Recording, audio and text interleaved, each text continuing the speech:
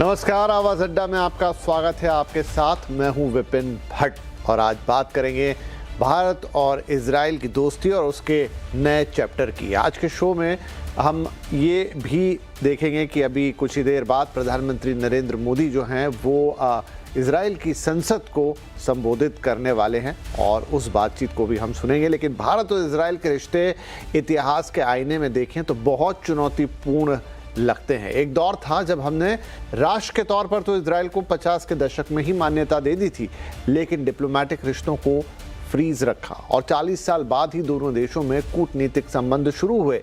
लेकिन चाहे चीन युद्ध हो या फिर पाकिस्तान से जंग, इजराइल से हमें हमेशा मदद मिलती रही। इसके बाद भारत ने इजराइल और फिलिस्तीन के साथ अपने रिश्ते अलग अलग रखने शुरू किए और दोनों को एक दूसरे से बिल्कुल पृथक रखा। प्रधानमंत्री मोदी के शासन में ये विजन और मजबूत हुआ। मोदी डॉक्ट्रिन ने तो रिश्तों का एक नया अध्याय ही खोल दिया। इसीलिए हम देखते हैं कि 9 साल में ही प्रधानमंत्री मोदी दूसरी बार इजराइल के दौरे पर हैं और ये दौरा इसलिए भी ऐतिहासिक है कि पहली बार कोई भारतीय प्रधानमंत्री इजराइल की संसद को संबोधित करने जा रहा है। इस दौरे का एक महत्व और भी है क्योंकि ये दौरा ऐसे वक्त में हो रहा है जब पूरी दुनिया में एक भारी उथल पुथल है, जिसे हम जियोपॉलिटिकल क्राइसिस कहते हैं। अमेरिका का एक अपना रुख है, बाकी जो पूरा मिडिल ईस्ट है वहाँ की सिचुएशन और वहाँ की एक अलग तस्वीर है। तो पूरी दुनिया इस समय एक पावर बैलेंस की तरफ जा रही है जो अभी तो तय नहीं हुआ है कि किस तरफ झुकेगा और किस तरफ नहीं। ऐसे में भारत और इजराइल की ये दोस्ती पूरे अरब वर्ल्ड के लिए, पूरी दुनिया के लिए और खुद भारत के लिए और इजराइल के लिए क्या मायने रखती है, इसी पर आज हम अपनी बातचीत करेंगे। और जैसा मैंने कहा कि कुछ ही देर में प्रधानमंत्री मोदी जो हैं वो अपना संबोधन भी देंगे इजराइल की संसद में, तो उस संबोधन को भी हम सुनेंगे और फिर उस पर भी हम बातचीत को आगे बढ़ाएंगे। लेकिन वो शुरू हो इससे पहले आज हमारे शो में बेहद खास मेहमान हैं, उनसे आपका परिचय करा देता हूं। कार्यक्रम में शामिल हो रहे हैं पूर्व डिप्लोमेट प्रभुदयाल साहब, न्यूयॉर्क से अटर्नी आनंद आहूजा, वरिष्ठ पत्रकार शिवकांत शर्मा, जेएनयू में स्कूल ऑफ इंटरनेशनल स्टडीज़ में प्रोफेसर अंशु जोशी और स्ट्रैटेजिक और पॉलिटिकल एनालिस्ट शुभंकर मिश्रा। आप सभी का बहुत बहुत स्वागत है। तो ये एक ऐतिहासिक दौरा और हम भी ऐतिहासिक बातचीत करेंगे, थोड़ा इतिहास को खंगालेंगे और थोड़ी भविष्य की तस्वीर खींचने की कोशिश करेंगे। प्रभुदयाल साहब, भारत और इजराइल ये रिश्ता, जैसा मैंने शुरू में भी कहा कि एक ऐसा रिश्ता है जो बहुत प्रगाढ़ है, बहुत गहरा है, लेकिन कभी खुलकर वैसे सामने नहीं आया। अब जब से प्रधानमंत्री मोदी आए उन्होंने एक रिश्ते को नया आयाम दिया, ऐतिहासिक तौर पे विजिट किया इजराइल का। अब दूसरी बार गए हैं ऐसा करने वाले भारत के अकेले प्रधानमंत्री, और अब तो संसद को भी संबोधित करेंगे। लेकिन जो मौजूदा दुनिया की स्थिति है उस समय भारत का इजराइल के इस तरीके से साथ आना, प्रधानमंत्री मोदी का वहां जाना, कई सारे समझौते भी होने हैं जिसमें रक्षा अहम है और कई चीजें होंगी, लेकिन पूरी दुनिया के लिए इस वक्त इसके क्या मायने हैं? बहुत बहुत धन्यवाद अपने शो में बुलाने के लिए भट्ट साहब। प्रधानमंत्री मोदी जी का ये जो दौरा है एक बहुत ही सिग्निफिकेंट डिप्लोमेटिक इवेंट के तौर पर देखा जा रहा है, न सिर्फ हमारे देशों में बल्कि पूरे विश्व में। ये हमारे प्रधानमंत्री जी की सेकंड विजिट है इजराइल एज प्राइम मिनिस्टर, और 2017 में गए थे, which was the first visit by Indian prime minister to Israel. तो ये जो विजिट है एक तरह से बड़ा इंपॉर्टेंट माइलस्टोन है इंडिया इजराइल स्ट्रेटेजिक पार्टनरशिप में, और ये दर्शाता है कि हम दोनों देश जो हैं वो म्यूचुअल ट्रस्ट और इनोवेशन को अपनी रिलेशनशिप में शामिल करते हैं। भारत एक इंपॉर्टेंट ग्लोबल साउथ लीडर है और इस वजह से प्रधानमंत्री मोदी जी का इजराइल जाना बहुत मायने रखता है। देखिए, जो इस दौरे में मेन बात है वो है स्ट्रेटेजिक बायलैटरल टॉक्स। ये मेन फोकस रहेगा। प्रधानमंत्री मोदी जी जो हैं वो कनेसेट को अभी बहुत ही जल्द एड्रेस करने जा रहे हैं। कुछ ही मिनटों में सुन रहे हैं कि उनका एड्रेस शुरू हो जाएगा, और आपने सही कहा कि हम लोगों को वो सुनना चाहिए और आप हमको सुनवाएंगे। लेकिन जो कुछ ऐसे मुद्दे हैं जो साथ साथ बातचीत में बड़े गौर से देखे जाएंगे। डिफेंस एक बहुत बड़ा इंपॉर्टेंट है, क्योंकि जो इजराइल है वो सेकंड बिगेस्ट सप्लायर के तौर पर आगे आ गया है to India for defence equipment, और कुछ बातें होंगी खास मुद्दों पे, जैसे joint development of advanced military systems, जैसे एंटी बैलिस्टिक मिसाइल शील्ड्स या लेजर बेस्ड डिफेंस सिस्टम्स या ड्रोन्स। तो डिस्कशन जो है वो फोकस करेंगे किस तरह से हम जॉइंटली डेवलप कर सकते हैं long range stand of missiles को, और उनको इनकॉर्पोरेट करें जो हमारा आयरन ड्रोम स्टाइल टेक्नोलॉजी है, जिसको हम इंडिजिनस सुदर्शन चक्र कहते हैं, सुदर्शन चक्र एयर डिफेंस प्रोग्राम। तो उसमें कैसे इनकॉर्पोरेट किया जाए, इनकी बात होगी। तो इसराइल जो है उसने काफी हद तक हाई एंड टेक्नोलॉजीज शेयर करने के लिए भारत को के साथ रजामंदी जाहिर कर दी है, जैसे हाईटेक लेजर डिफेंस सिस्टम्स।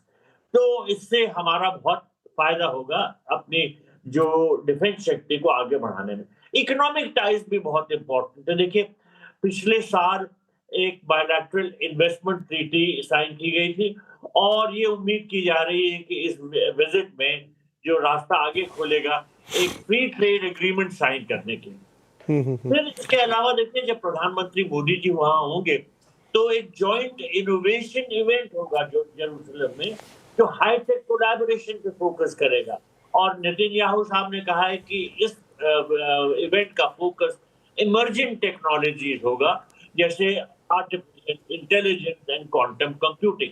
सो इन सब मायनों मुद्दों की वजह से जो ये दौरा है बहुत महत्वपूर्ण है, और दुनिया का जो एक स्ट्रेटेजिक माइलस्टोन कहला रहा है इंडिया इजराइल रिलेशनशिप में, उस तौर पे बिल्कुल बिल्कुल बिल्कुल नहीं, ये काफ़ी मायनों में अहम है। और जो इस वक्त दुनिया की स्थिति है, चाहे वो दुनिया का जियोपॉलिटिकल पार्ट हो या इवन मैं कहूँ टेक्नोलॉजिकल पार्ट हो, एआई पूरी दुनिया को डिस्टर्ब करके रख दिया उसने, और उस मायने में भी इजराइल एक बड़ा स्ट्रैटेजिक पार्टनर साबित हो सकता है। शिवकांत जी, लंबे समय से जहाँ तक इजराइल की बात है, मिडिल ईस्ट की बात है, एक बैलेंसिंग एक्ट में रहा है इंडिया कि आपने रक्षा सहयोग इजराइल के साथ बढ़ाया है, लेकिन अरब देशों के साथ ऊर्जा, व्यापार, अन्य किस्म का सहयोग बढ़ाया है, और वो बड़ा महीन सा एक बैलेंस साध कर रखा है।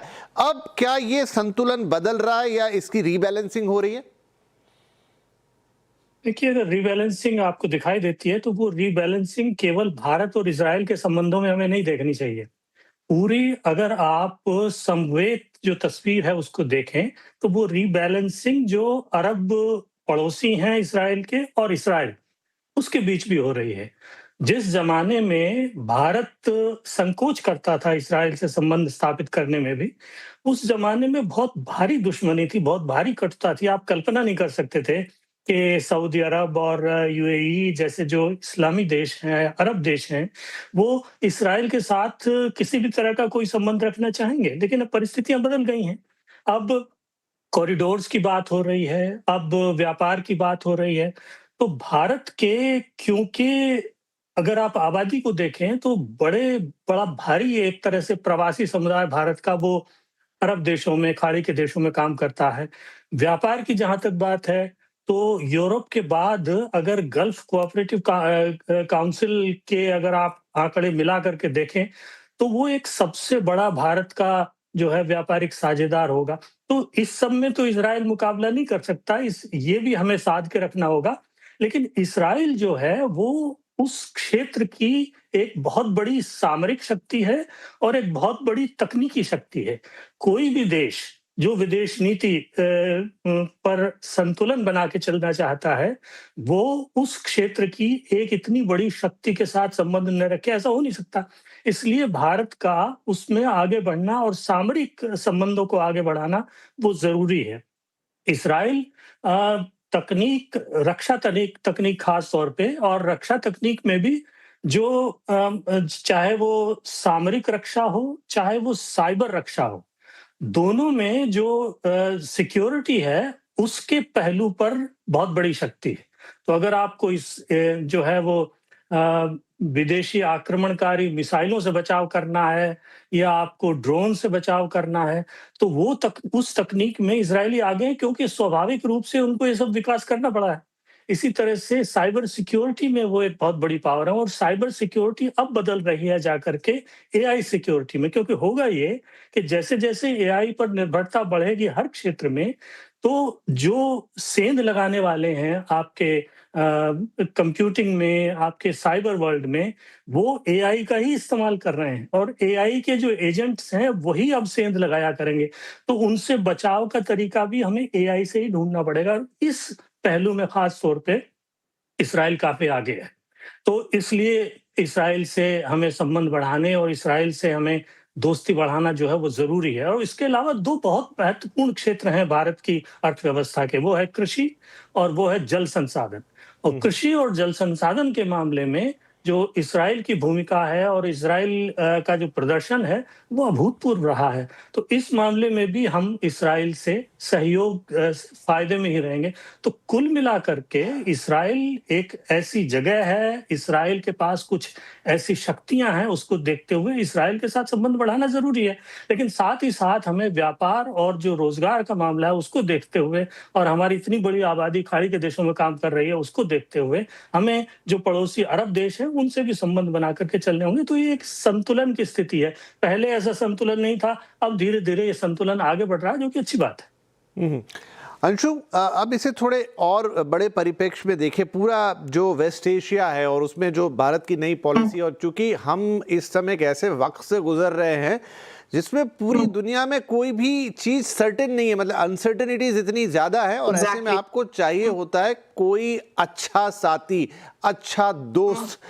फिलहाल लगता तो नहीं है कि वो अमेरिका में दिखता है। अब वो डोनाल्ड ट्रंप के तौर पे हम देख लें या पूरे अमेरिका के तौर पे देखें वन ऑफ करके, वो एक अलग बात है। लेकिन जो इजराइल के साथ भारत के संबंध रहे पहले से, और अब जो उसमें नया दौर, एक नेचुरल अलाई के तौर पे दिखता है क्या? जैसा एक समय में रशिया के साथ वो अलायंस आज भी जिंदा है कहीं ना कहीं, बहुत पीछे जाने के बावजूद भी। क्या इजराइल वैसा ही नेचुरल अलाई? हम दोनों की तकलीफें एक जैसी हैं, हम दोनों की चीजें एक जैसी हैं, और दोनों देशों में बड़ा प्रेम भी है। इजराइल दिखने में बहुत छोटा देश है, लेकिन उसकी शक्ति, उसकी हिम्मत, उसकी तकनीक, उसका डिफेंस अल्टीमेट है।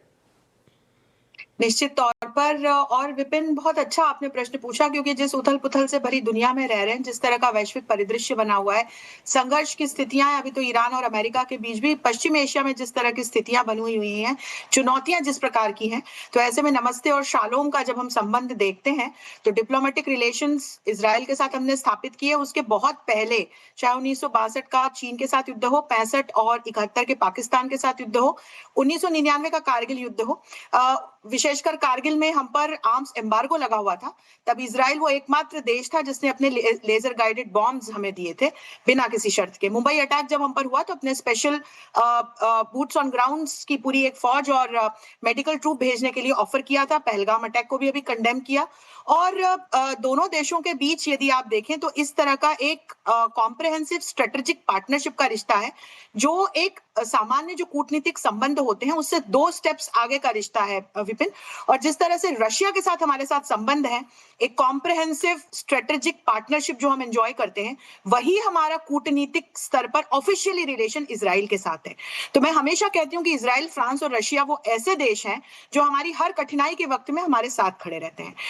2017 में हमारे प्रधानमंत्री भारत के पहले ऐसे प्रधानमंत्री थे जो इजराइल की यात्रा पर गए, और अब ऐसे पहले प्रधानमंत्री हैं जो संसद को इजराइल के संबोधित करने वाले हैं। तो सामरिक दृष्टि से देखें, सुरक्षा सहयोग की दृष्टि से देखें, तकनीकी सहयोग की दृष्टि से देखें, कृषि सहयोग की दृष्टि से देखें, और इसमें यदि हम पश्चिमी एशिया के परिप्रेक्ष्य को भी जोड़ दें, आतंकवाद के खिलाफ लड़ाई की दृष्टि से देखें, आयरन डोम जो इजराइल का एक बहुत ही सशक्त, ऑल वेदर प्रूफ, मोबाइल, बहुत ही जिसको कहना चाहिए सटीक एयर डिफेंस सिस्टम है, उसको लेकर की भी डील की बातचीत है। एफटीए को लेकर के बातचीत शुरू हुई है। हम बहुत सारे मल्टीलैटरल प्लेटफॉर्म्स पर एक साथ काम कर रहे हैं, जैसे कि I2U2, एक जो बहुत ही एम्बिशियस आईमेक प्रोजेक्ट है जो भारत को यूरोप तक जोड़ेगा थ्रू मिडिल ईस्ट, तो उसमें भी इजराइल हमारा एक बड़ा पार्टनर है। तो हम जब इन तमाम दृष्टिकोणों से भी देखते हैं तो इजराइल के साथ जो सहयोग है वो लगातार आगे बढ़ रहा है।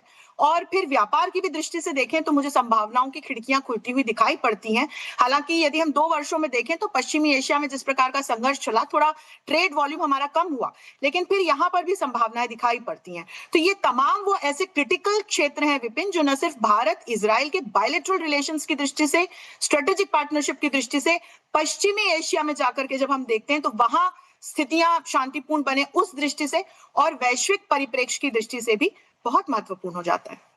राइट काफी अच्छा विश्लेषण अंशु ने किया यहाँ पे। शुभंकर, अगर मैं थोड़ा स्पेसिफिकली डिफेंस वाली चीज़ों की तरफ आऊँ, अंशु ने उस पर काफ़ी कुछ बोला, लेकिन जो परिस्थितियाँ अभी पाकिस्तान के साथ जो हालिया फेस ऑफ हुआ उसमें हुई, वहाँ पे लगा कि चीन ने सीधा सीधा खुल के साथ दे दिया, बहुत सारी ऐसी चीज़ें। तो आपको भी एक ऐसा रिलायबल पार्टनर चाहिए जो टेक्नोलॉजी में एकदम कटिंग एज रखता हो, और मुझे लगता है कि चीन, अमेरिका, फ्रांस, लेकिन जो बात इजराइल के अंदर है वो शायद दुनिया के किसी और देश में नहीं है। क्या उस लिहाज से इजराइल के साथ हमारी ये पार्टनरशिप सबसे ज्यादा महत्वपूर्ण हो जाती है? विपिन नमस्कार। देखिए, इजराइल के साथ हमारी जो पार्टनरशिप है वो जहां तक सामरिक बातें हैं, अगर 2 मिनट के लिए उसको साइड में रखें और हम बात करें वेपन प्लेटफॉर्म्स के डेवलपमेंट की, जो कि आज की डेट में सबसे बड़ा मुद्दा है। आपने ये देख लिया कि ऑफ सिंदूर के टाइम पे भी हमारे साथ परेशानी आई थी बिकॉज फ्रांस ने हमें सोर्स कोड्स नहीं दिए थे। तो अब मुद्दा ये नहीं है कि हमें हथियार कहाँ से मिलेंगे, मुद्दा ये है कि हथियार अपनी पूर्णता में हमें कहाँ से मिलेंगे। हथियार अगर हमें चाहिए तो हमें हथियार की पूरी टेक्निक भी चाहिए। और इस परिप्रेक्ष्य में मुझे लगता है कि इजराइल के साथ भारत की जो दोस्ती है वो बहुत ज्यादा आगे तक जाएगी, बिकॉज इजराइल और भारत, जैसा आपने भी बोला और अंशु ने बताया, कि जो हमारी स्थिति है वो तकरीबन एक जैसी है। उस केस में मुझे ये लगता है कि जो जाके पैर न फटी बिवाई, वो क्या जाने पीर पराई, इजराइल भी भुगत रहा है, हम भी भुगत रहे हैं। और एक तरीके से अगर अमेरिका का प्रेशर थोड़ा सा इजराइल के ऊपर से कम हो या इजराइल उसको विथस्टैंड कर ले, तो शायद इजराइल हमें टेक्नोलॉजी ट्रांसफर करने के लिए भी तैयार हो, पहली चीज। दूसरी चीज है कि हम किन टेक्नोलॉजीज पे काम कर सकते हैं। शिवकांत जी ने आयरन डोम की तरफ इशारा किया, और भी ऐसी बहुत सारी टेक्निक्स हैं। और शिवकांत जी का जो कहना था, जिस तरीके से हम साइबर क्राइम और साइबर अटैक और साइबर वॉर की तरफ उनका इशारा था, मैं वो उसी पर आऊंगा।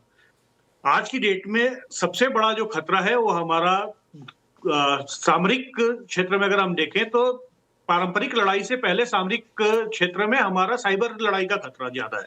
और साइबर लड़ाई में इजराइल को जो महारत हासिल है, वो महारत अभी चाइना और अमेरिका भी उस स्तर तक नहीं पहुंच पाए हैं।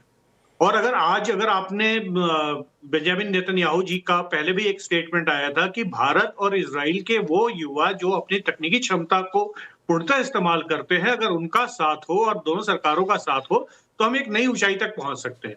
इन सबको देखते हुए मुझे लगता है कि जो हथियारों का आदान प्रदान है, जो लॉन्ग रेंज बैलिस्टिक मिसाइल्स का डेवलपमेंट अगर कॉमनली हम करते हैं, या हम ड्रोन्स का डेवलपमेंट कॉमनली करते हैं, या हम एक वायु रक्षक प्रणाली का डेवलपमेंट कर रहे हैं साथ में, उससे ज्यादा जरूरी यह है कि एक साथ इजराइल और भारत I2U2 को छोड़ के I2 पर अगर ज्यादा फोकस करे तो वो कहीं ज्यादा महत्वपूर्ण होगा। बिकॉज U2 में जहां पे यूनाइटेड अरब अमीरात और यूएस जब आ जाते हैं, उनके साथ थोड़ी सी समस्या बढ़ जाती है।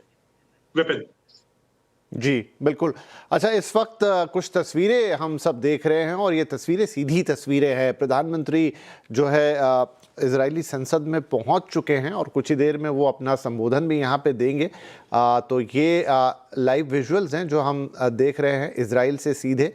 प्रधानमंत्री मोदी उनका आगमन हम देख चुके हैं, गर्मजोशी के साथ उनका स्वागत था, और अब वो इजरायली संसद को संबोधित करने वाले भारत के पहले प्रधानमंत्री। इनफैक्ट उन्होंने इजराइल को विजिट किया, वहाँ पर भी अपने आप में ये रिकॉर्ड है कि वो भारत के पहले ऐसे प्रधानमंत्री बने जिन्होंने इजराइल का दौरा किया। लेकिन अब वहाँ की संसद को संबोधित करना, ये अपने आप में एक बड़ा मोमेंट होगा। तो क्या कहते हैं प्रधानमंत्री वो सुनेंगे, लेकिन फिलहाल इंडियन डायस्पोरा या इजराइल के लोग वहाँ पर प्रधानमंत्री मुलाकात करते हुए, बच्चों से बड़ों से सबसे, और कुछ देर में हम उनका संबोधन सुनेंगे। तो ये भी बड़ी ऐतिहासिक तस्वीरें इजराइल से आती हुई।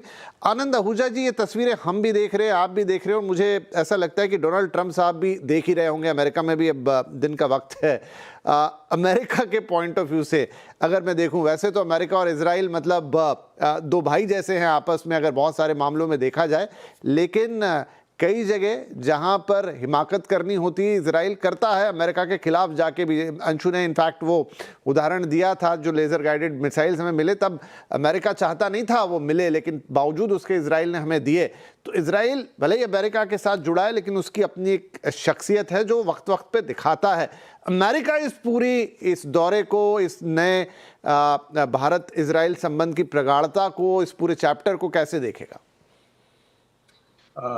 विपिन जी, सबसे पहली बात तो आपने अपने मोनोलॉग में जो बातें कही कि एक ज़माना था जब इंडिया जो है इजराइल को रिकॉग्नाइज करने में भी, ओपनली रिकॉग्नाइज करने में भी हिचकिचाहट करता था। मुझे याद है मोरारजी देसाई जब प्राइम मिनिस्टर थे तो इजराइल के डिफेंस मिनिस्टर मोशे दयान इंडिया में चुपके से आए थे और उस वक्त इंडिया में एक पैनिक खड़ा हो गया था कि इजराइल के जो डिफेंस मिनिस्टर हैं वो इंडिया में कैसे पहुंचे।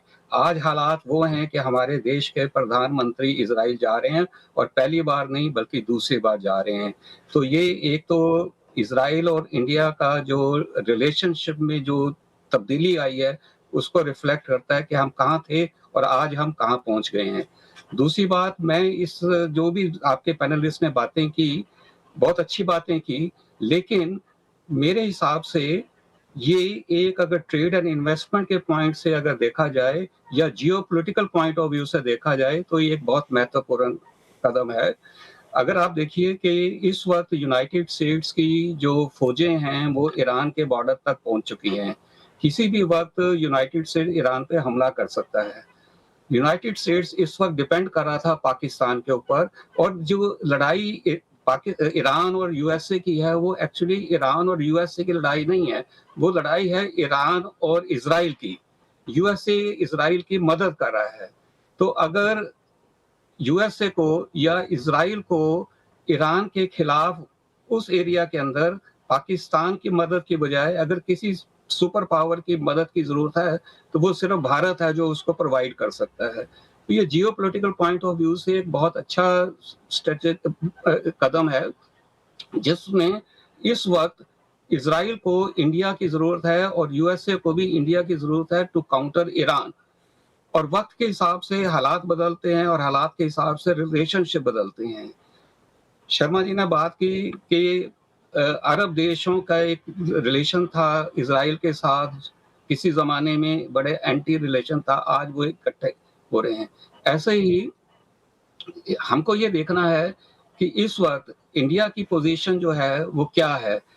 फ्रॉम अगर आप देखें डिप्लोमेटिक पॉइंट ऑफ व्यू से या foreign policy point of view से, तो अगर इंडिया को अगर अपने स्ट्रेटेजिक रिलेशन इजराइल के साथ स्ट्रॉन्ग करने हैं, I2U2 के मेंबर होने के बावजूद भी अगर इंडिया प्रो ईरान जाता है, अगर आप 2 दिन पहले इंडिया का मीडिया देखिए तो इंडिया का सारा मीडिया जो है प्रो ईरान बात कर रहा था। स्पेशली जो प्रो मोदी मीडिया है वो यूएसए को कंडेम कर रहा था कि यूएसए जो है अपने आर्म्स लेके ईरान क्यों पहुंचा है, और ईरान के सपोर्ट के अंदर आपका इंडिया मीडिया उसको सपोर्ट कर रहा था। तो आपको अगर फॉरेन पॉलिसी अपनी क्लियर करनी पड़ेगी, आपको ये देखना पड़ेगा कि आप ईरान के साथ हैं या आप इजराइल के साथ हैं।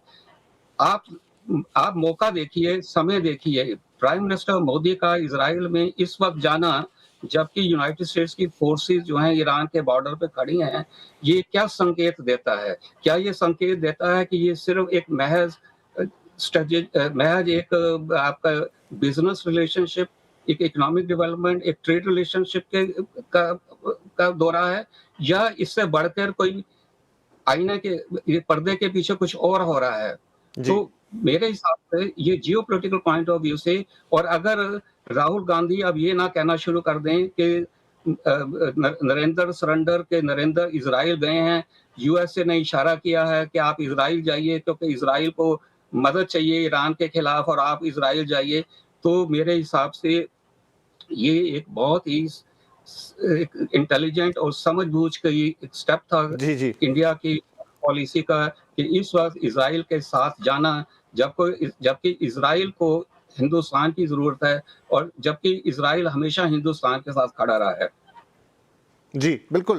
तो देखिए, ये संसद से दृश्य भी आ रहे हैं। आप यहाँ पे कुछ ही देर बाद संबोधन होगा प्रधानमंत्री मोदी का और सभी सदस्यगण जो है अपना स्थान ग्रहण कर रहे हैं। उसके पहले जो भी स्वागत सत्कार औपचारिकता है वो सब होती हुई थी कि वो लगातार आप दृश्य देख रहे हैं।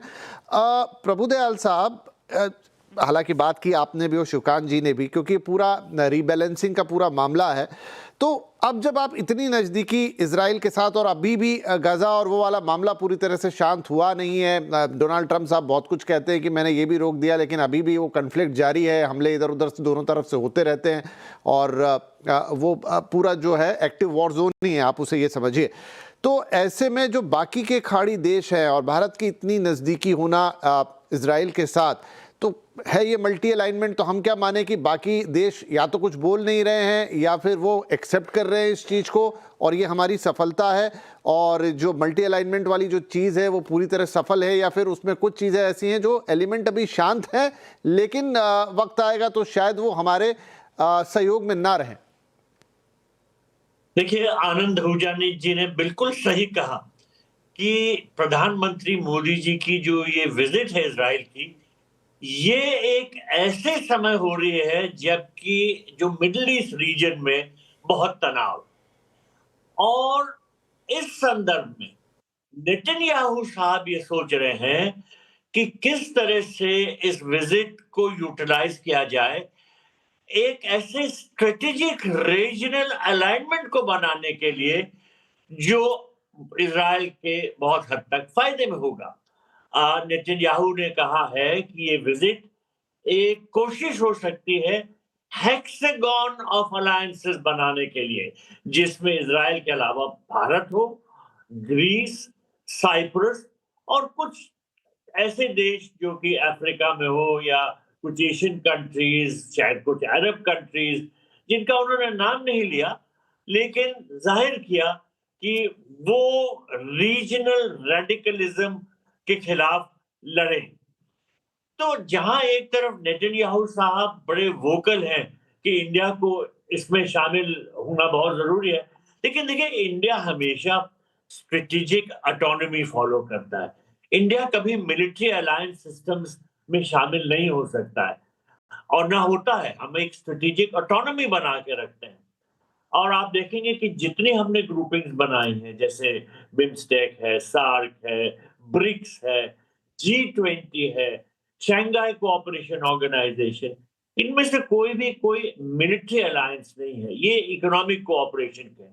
अब क्वाड का जिक्र होता है, ये कहा जाता है कि एक मिलिट्री अलायंस है, लेकिन हमने ये बार बार स्पष्ट किया है कि हम एक सिक्योरिटी डायलॉग इसको समझते हैं, न कि कोई मिलिट्री अलायंस। तो इस वजह से मुझे नहीं लगता कि ये जो नेतन्याहू साहब की कोशिश है कि ये एक हेक्सागोनल अलायंस बने और उसमें भारत शामिल हो और वो एक तरह से एक मिलिट्री अलायंस हो जो कि एक्सेस ऑफ रेजिस्टेंस हो, मुझे नहीं लगता कि ऐसा होगा, क्योंकि इंडिया अपनी स्ट्रेटेजिक ऑटोनॉमी जरूर मेंटेन करेगा।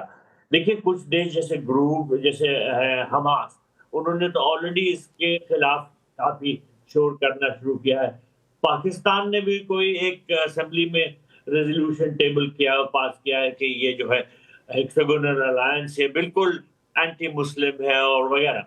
तो हमको बहुत देख के करना होगा, लेकिन अपनी स्ट्रेटेजिक ऑटोनॉमी हम जरूर मेंटेन करेंगे। तो शिवकांत जी, यही बात कि इंडिया अभी जब ये गजा कन्फ्लिक्ट ऑन था तो इंडिया ने ऐसा खुल के कभी इजराइल को उस तरीके से सपोर्ट नहीं किया। इनफैक्ट जो एक दो बयान गए वो पैलेस्टाइन के फेवर में ही गए, वो बैलेंस सिचुएशन उन्होंने मेंटेन करके रखी। तो क्या इजराइल भी इस बात को समझता है कि भारत कभी भी उस तरीके से या उन चीज़ों पर खुलकर उसका साथ नहीं देगा, लेकिन जितना साथ है उतना ज़रूरी है, और यही रीज़न है कि जो आप चाहे rest of the Muslim world माने या पूरा मिडिल ईस्ट माने, वो भारत की इसी अप्रोच को सराहता है? देखिए, एक अच्छे दोस्त की मिसाल ये होती है कि जब दोस्त जो है कोई बहुत बड़ी गलती करने लगे तो उसको कोई समझाने वाला भी चाहिए। तो भारत की भूमिका इस्राइल में गजा के मामले में खास तौर पे, और जो पश्चिमी किनारे में ये जो सेटलमेंट्स बढ़ा रहे हैं, इस मामले में समझाने वाले दोस्त की रही है और रहनी चाहिए, मुझे लगता है। ये जो इस वक्त ठीक है, एक बड़ा इस वक्त ऐसा क्षण है जिसमें युद्ध हो भी सकता है, नहीं भी हो सकता है। खाड़ी के युद्ध के बाद सबसे बड़ी सेना अमेरिका ने तैनात कर रखी है। मेरा जहाँ तक मानना है, मुझे लगता है ये केवल डराने के लिए उन्होंने किया है। वो खुद नहीं चाहते कि उनको कोई बड़ी लड़ाई छेड़नी पड़े। हो सकता है वो कुछ हवाई हमले कर दें और डराने के लिए, लेकिन इससे आगे कुछ नहीं करेंगे। तो इस यात्रा को हमें इस तरह से नहीं इंटरप्रेट करना चाहिए कि ये कोई नेतन्याहू के समर्थन में ये यात्रा हो रही है या ईरान के विरोध में हो रही है। देखिए, नेतन्याहू आज हैं, कल नहीं रहेंगे। वो बहुत ज़्यादा लोकप्रिय नहीं है इस्राएल के भीतर भी, और आज भी जो संसद में संबोधन होगा, उसमें संसद में भी कुछ विरोध के स्वर सुनाई दे रहे हैं। वो भारत के खिलाफ विरोध के स्वर नहीं है। वो इस वजह से हैं कि नेतन्याहू जो हैं, उनकी लड़ाई वहाँ की जुडिशरी से चल रही है, और वो जो जुडिशरी के जो हेड हैं, उनको उस सभा में लेके नहीं आ रहे हैं, इसको लेके विरोध हो रहा है। तो इस यात्रा का मकसद जो है, वो इसराइलियों के साथ, हम इसराइलियों से संबंध बढ़ा रहे हैं, नेतन्याहू से नहीं बढ़ा रहे हैं। इसी तरह से अगर ईरान की दृष्टि से देखें, तो ईरान में जो मुल्लाशाही है, उस मुल्लाशाही का रिकॉर्ड आतंकवाद के मामले में, उस मामले में बहुत अच्छा नहीं रहा है। तो अगर वहाँ सत्ता परिवर्तन होता है, लोकतांत्रिक सरकार आती है, तो भारत ये भी चाहेगा, भारत क्यों नहीं चाहेगा वहाँ लोकतंत्र आए। तो इसको इस तरह से देखना चाहिए। तो और कुछ देर पहले मेरे ख्याल से शायद शंकर जी ने बात की थी ये U2 I2 U2 की, कि U2 जो है वो उतना हमारे हक में नहीं है। लेकिन असलियत ये है कि अमेरिका जब जिस को ऐसी टेक्नोलॉजी देना चाहता है जो वो सीधे नहीं देना चाहता, वो इसराइल के माध्यम से उसने दी है। तो इसराइल से हमें अगर इस तरह की टेक्नोलॉजी कभी-कभी मिलती है, तो उसमें ऐसा नहीं है कि वो अमेरिका के विरोध में या अमेरिका के खिलाफ जाके मिलती है। वो अमेरिका की एक तरह से समझ के साथ या अमेरिका की मर्जी से ही हमें मिलती है। तो इसराइल जो है, इसराइल की भूमिका इस मामले में भी बहुत महत्वपूर्ण है कि जहां अमेरिका सीधा नहीं आना चाहता, वहां हमें इसराइल के द्वारा कुछ तकनीक मिल सकती है, कुछ सहायता मिल सकती है। तो इसराइल की बहुत सारी भूमिकाएं हैं, उसके बहुत सारे पहलू हैं, और हमें भारत की इस यात्रा को इसराइलियों की नजर से देखना चाहिए, केवल नेतन्याहू साहब की नजर से नहीं देखना चाहिए। बिल्कुल। और ये वैसे तो अगर मैं कहूँ, जनता के आपस के समीकरण अलग होते हैं, लेकिन एक बार मुझे मौका मिला इजराइल जाने का, तो वहाँ पर जो भारत के प्रति प्रेम है लोगों के प्रति, एक ऐसा लगता है कि एक पुराना को रिलेशन है। अगर आप वहाँ जाएं और बताएं कि आप कहाँ से हैं, क्योंकि बहुत सारे जो एशियाई देश हैं उनमें लोगों के चेहरे एक जैसे दिखते हैं, लेकिन जब आप बोलते हैं कि आप भारत से हैं या वो पहचान ही लें, तो एक अलग किस्म का आदर है, एक अलग किस्म का प्रेम है। तो राजनीतिक लेवल पे चीज़ें अलग है, लेकिन दो देशों की जनता के बीच भी जब वो अंडरस्टैंडिंग हो, जबकि हमारा और उनका कल्चर या कोई ऐसी चीज़ आसपास में नहीं मिलती, बस एक अंदाज़ा है कि हाँ ये भारत है और ये इजराइल है, तो वो भी बहुत अच्छी बात है। मैं आगे इसकी भी बात करूंगा। एक छोटा ब्रेक ले रहा हूँ यहाँ पे, और शायद प्रधानमंत्री का संबोधन भी अब शुरू होने वाला हो। एक छोटे से ब्रेक से वापस आते हैं, और अगर संबोधन के पहले कुछ समय मिलता है तो एक दो प्रश्न और फिर बाकी की बातें संबोधन के बाद। एक छोटा सा ब्रेक।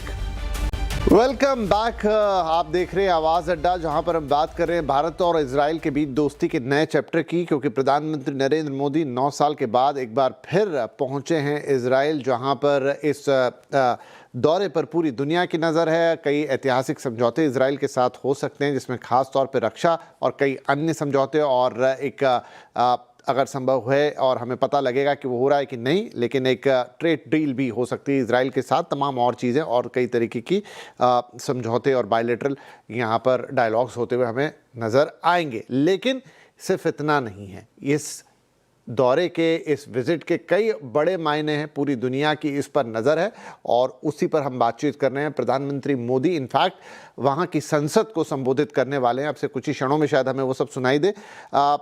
आनंद आहूजा जी कुछ बोलना चाहते थे, जब शिवकांत जी बोल रहे थे आपने हाथ उठाया था। मैं आपके पास आता हूं, लेकिन उससे पहले अंशु, आम जनता के लिए, देश की जनता के लिए, जब कोई हेड ऑफ द स्टेट किसी और देश में जाता है, एक विजिट होता है, बायलैटरल टॉक्स होते हैं, वो किसी सम्मेलन में अगर गया तो हिस्सा लेता है, लेकिन वहां की संसद को संबोधित करना, इसके क्या मायने हैं? यदि हम अपने प्रधानमंत्री को देखें तो एक रिकॉर्ड बना है उनकी अलग अलग देशों की संसद को संबोधन का, और इसके साथ साथ जो हाईएस्ट सिविलियन अवार्ड्स उनको अलग अलग देशों से मिले हैं उसका तो लिस्ट फेहरिस्त बहुत लंबी है। पहली बार इजराइल की संसद नेक्सेट को संबोधित करने वाले हैं, और भारत वासियों के लिए तो निश्चित एक गौरव की बात होती है कि हमारे जाकर के प्रधानमंत्री वहां की संसद को संबोधित कर रहे हैं, और फिर दोनों देशों के बीच जिस प्रकार की एक कॉम्प्रिहेंसिव स्ट्रेटेजिक पार्टनरशिप है, तो बहुत सारे फिर बिंदु आएंगे चर्चा में जहां पर फिर जनता के भी कहीं ना कहीं जुड़ाव की बात आ जाती है। विपिन, और ब्रेक पर जाने से पहले आपने जनता से जनता की या यहाँ के वहां के लोगों से जुड़ाव की बात की, तो मैं आपको बताऊं 1,05,000 8,000 के करीब भारतीय वहां रहते हैं, और एक बहुत पुरानी संस्कृति का धागा है। यदि मैं आपको बताऊं तो इंडियन ओरिजिन जूस हैं जो लगभग 85 से 90,000 है जो वहां रहते हैं, जिसमें कोंकण के भी लोग हैं, जिसमें कैलकाटा से गए हुए ज्यूज हैं, कोच्चि के ज्यूज हैं, मणिपुर के भी, मिजोरम के भी लोग हैं जो वहां पर रहते हैं। तो एक हमारा सशक्त डायस्पोरा है वहां पर। तो न सिर्फ यहाँ पर रहने वाले भारतीय, पूरे विश्व के जो भारतीय हैं, इजराइल में जो अभी भारतीय रह रहे हैं, उनकी नजर इस संबोधन पर होगी, क्योंकि ये दो देशों के बीच के संबंधों को और अपने अपने जो नेशनल इंटरेस्ट्स हैं उनको सिक्योर करने का एक मौका होता है। जब हम आतंकवाद के विरोध की बात करेंगे, हम इंफ्रास्ट्रक्चर को मजबूत करने की बात करेंगे, हम ट्रेड वॉल्यूम को आगे ले जाने की बात करेंगे, हम रक्षा सहयोग को आगे ले जाने की बात करेंगे, हम नई तकनीक में सहयोग की बात करेंगे, एआई को लेकर के मुझे लगता है हमारे प्रधानमंत्री जरूर बात करेंगे। तो फिर वो एक सर्वजन हिताय सर्वजन सुखाय की भावना के साथ जब बात करते हैं वे, तो वो फिर हम सभी के लिए गौरव की बात हो ही जाती है। और कूटनीति की दृष्टि से भी जिस प्रकार का रिश्ता इजराइल के साथ है। और एक बिंदु मैं जोड़ना चाहती हूं, क्योंकि वन ऑफ द पैनलिस्ट, हमारे सम्मानीय को पैनलिस्ट कह रहे थे कि अमेरिका के इशारे पर इस यात्रा का एक महत्व है या हमें इजराइल के साथ खड़ा होना चाहिए। तो मैं बता दूं कि ये जो आज का भारत है और हमारी विदेश नीति है, इसमें बहुत बड़ा बदलाव आया है। स्ट्रेटेजिक ऑटोनॉमी को सेंटर में रखकर हम काम करते हैं। पैलेस्टीन को मान्यता हमने अपनी विदेश नीति के माध्यम से दे रखी है, लेकिन इजराइल हमारा one of the most important strategic partner है आज की तारीख में। और ईरान के साथ भी हम चाबहार को लेकर के इंगेज्ड हैं। तो वहां पर जो कुछ हो रहा है, या अमेरिका ईरान का जिस प्रकार का इंगेजमेंट है, या कोई मिलिट्री एक्शन या मिलिट्री अलायंस, भारत उसमें पड़ने वाला देश नहीं है। विपिन जी, अच्छा, ये जो ताज़ा दृश्य है एक बार मैं इसे फुल स्क्रीन पे दिखा देता हूं, क्योंकि प्रधानमंत्री संसद में पहुंच चुके हैं इजराइल की, और सभी सदस्यगण भी वहां, सांसदगण भी आ चुके हैं। तो जो आसन होता है, मतलब जैसे भारतीय संसद को हम देखते हैं, हर संसद का स्वरूप अलग अलग है, लेकिन वहाँ पर जो मुख्य चेयर है ऑन द हाइट, वहाँ पर प्रधानमंत्री मोदी जो हैं इस वक्त बैठे हैं, और वहीं से अपना जो है वो संवाद वो करेंगे सांसदों के साथ, और तालियों के साथ प्रधानमंत्री का स्वागत भी हो रहा है। ये दृश्य सीधे इजरायली संसद से।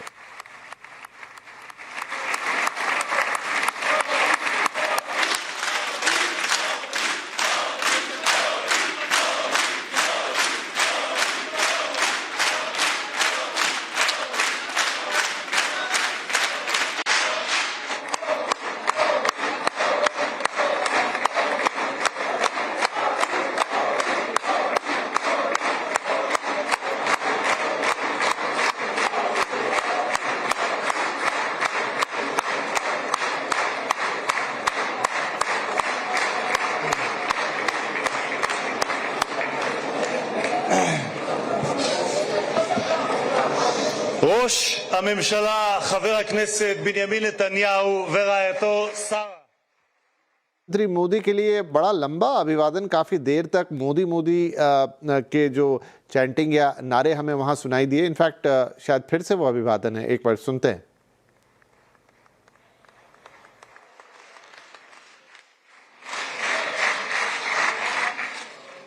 स्टैंडिंग ओवेशन दिया गया प्रधानमंत्री मोदी को, और काफी देर तक वो चला। दृश्यों में देखकर लगा कि थोड़ा भावनात्मक पल भी रहा वो प्रधानमंत्री के लिए। इस तरह का सम्मान अगर आपको मिले, आपके नाम को पुकारा जाए और लगातार तालियां बजती रहे बिना रुके, तो वो किसी भी व्यक्ति के लिए, वो किसी भी पद पे हो, किसी भी ओहदे पे हो, एक थोड़ी छू जाने वाली बात होती है। और अब शायद उनका इंट्रोडक्शन चल रहा है संसद के अंदर, कुछ ही देर में हम उनका संबोधन भी यहाँ पे सुनेंगे। तो प्रधानमंत्री पहुँच चुके हैं इजरायली संसद में, जो आज वहाँ पर अपना संबोधन देंगे।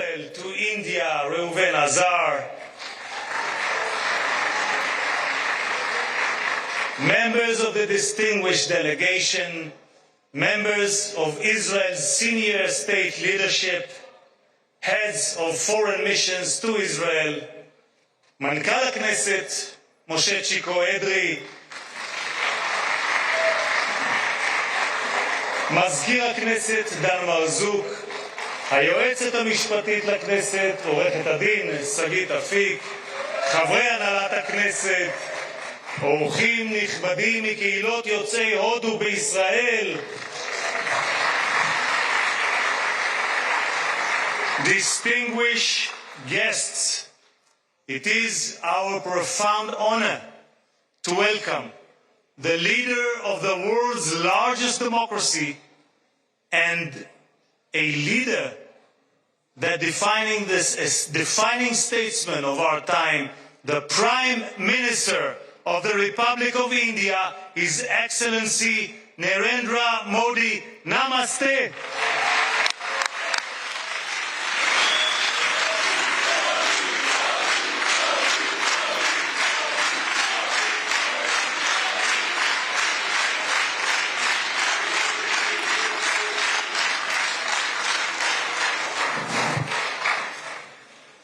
For Prime Minister Modi, leadership is not merely the administration of a state, but the inspiration of a nation, a huge nation. Guided by that conviction, he has transformed India.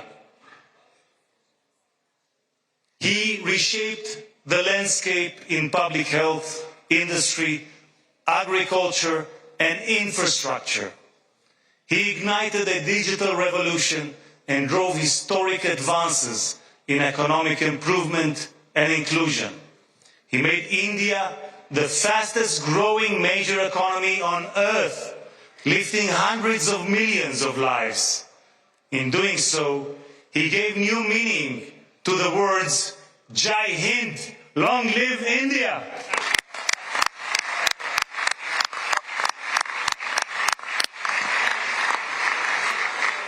For over 2 millennia, India gave Jews a home and, in our darkest hours, a refuge.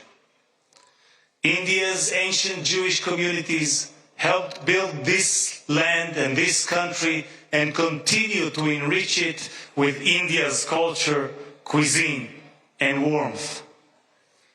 Diplomatic relations were established early, but it was the two prime ministers, Modi and Netanyahu, who forged a true strategic partnership.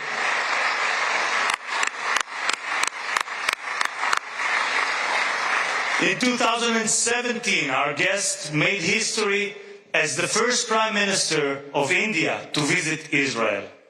I was honored at Prime Minister Netanyahu's invitation to meet him as a Knesset freshman. Today, it is my great privilege as Speaker of the Knesset to welcome him as the first Prime Minister of India to address the Knesset and to make history once again. Thank you, Prime Minister Modi.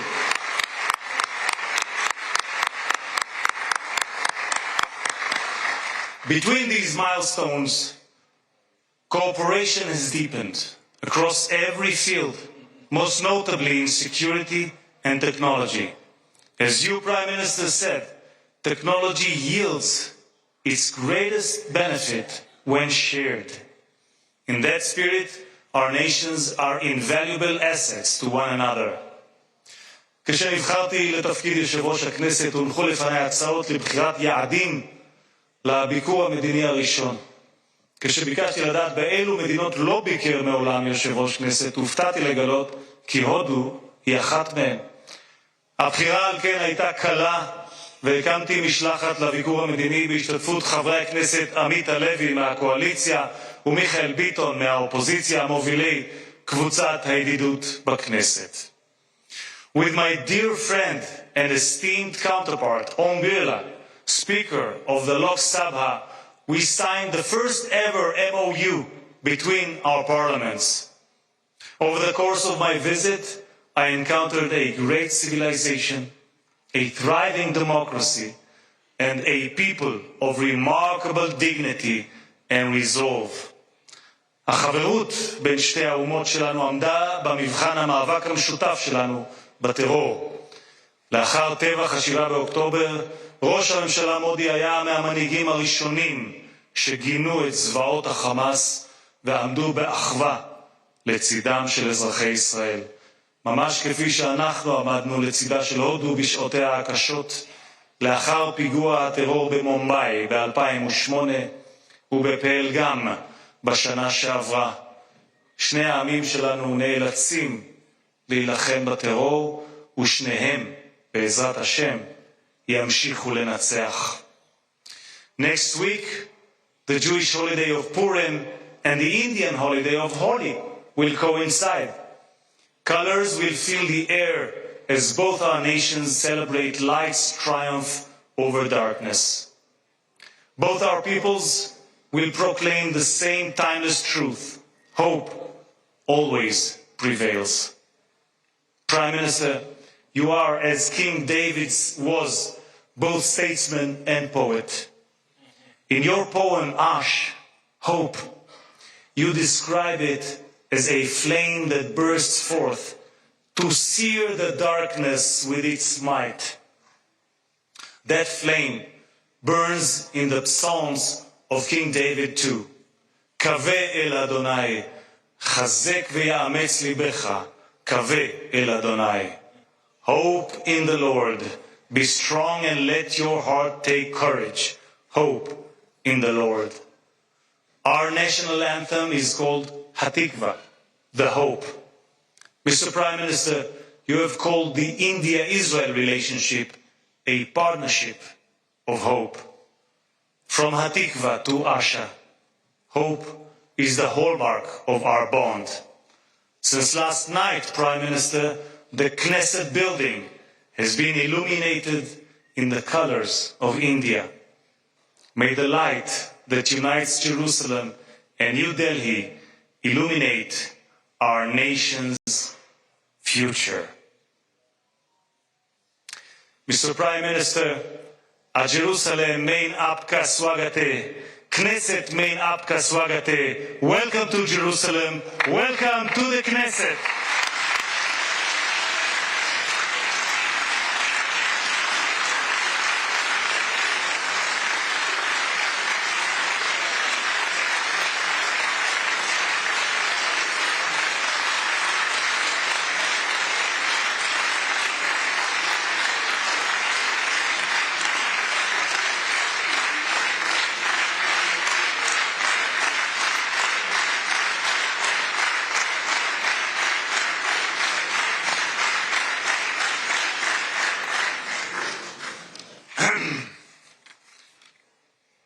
חברות וחברי הכנסת, אני מתכבד כעת להזמין את ראש הממשלה, חבר הכנסת בנימין נתניהו, לשאת דברים. בבקשה, אדוני ראש הממשלה.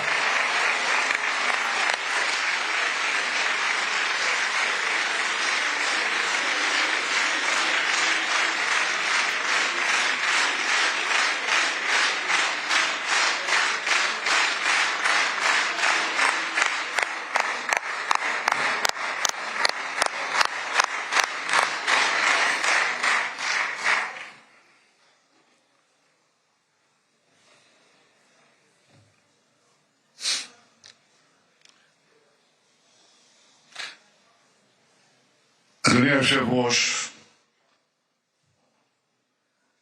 חברות וחברי הכנסת, heads of state, prime ministers, they come to the Knesset, we greet them warmly, and it's always an exciting moment. For all of us, and for me too. But I have to tell you, Narendra, my dear friend, I am deeply, deeply moved by your visit here today, because I have to be diplomatic. I will not rank it, because I'll get into trouble.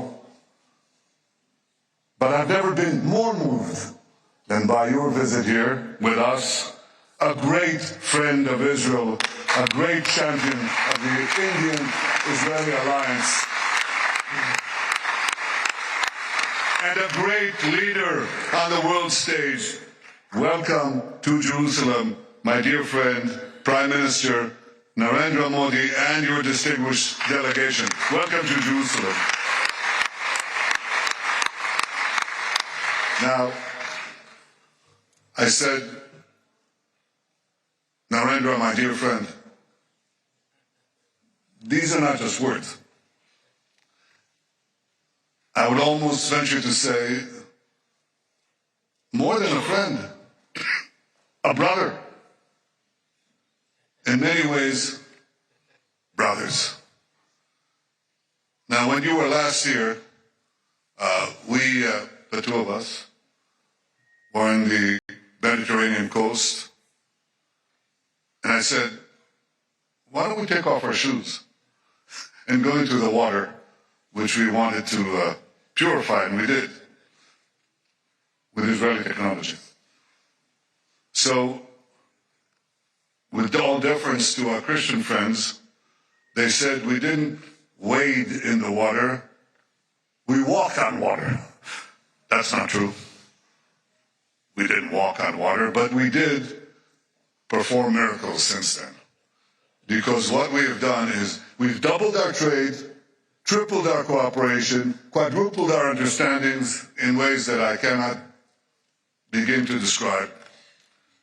And in some ways, probably shouldn't describe. But it's been a wondrous friendship, both personally, between the two of us, and between our two countries and our two peoples. You know, earlier today, my wife Sarah and I greeted you in the airport, and just as you came down the steps, we embraced each other. Because Prime Minister Modi's personal embrace is something special. It's called the Modi hug. It's well known around the world. And when you hug someone closely, truly, you know it's not an act. It's a real thing. It's called the Modi hug. So I want to return the hug here too from every single one of the Knesset members. And it's not only an indication of the personal relations, of the personal friendship between us, but it really reflects the warmth of the tie between our two peoples. Now, India, as you know, India is a gigantic power of almost 1.5 billion people. Israel is somewhat smaller, somewhat. But Israel is gigantic too. It's a gigantic power, gigantic in spirit, gigantic in deed, capable of performing miracles. And I want to say that the alliance between us is an enormous multiplier of our individual powers. Enormous multiplier. It's a multiplier of the spirit and a multiplier of deeds and capabilities.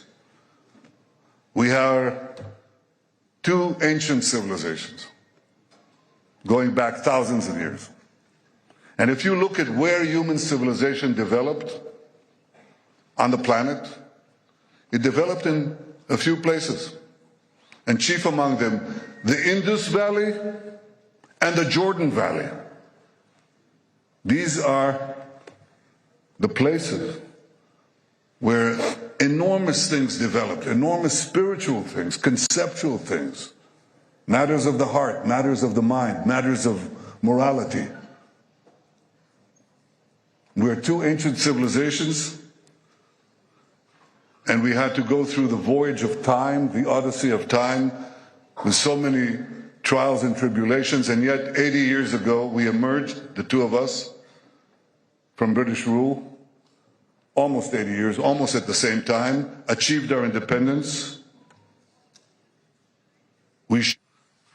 And we had to go through the voyage of time, the odyssey of time, with so many trials and tribulations, and yet 80 years ago we emerged, the two of us, from British rule, almost 80 years, almost at the same time, achieved our independence. We share so many common interests. We're two democracies. You're a gigantic democracy, but Israel is also. Think about what we had to do, what we had to go through, and how we maintained our democracy against challenges that I believe few countries, if any, have faced.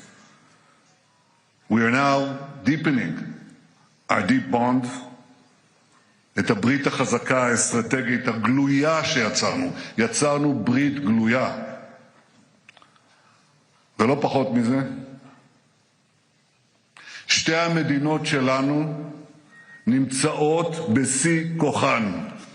ישראל חזקה מאי פעם, והודו חזקה מאי פעם.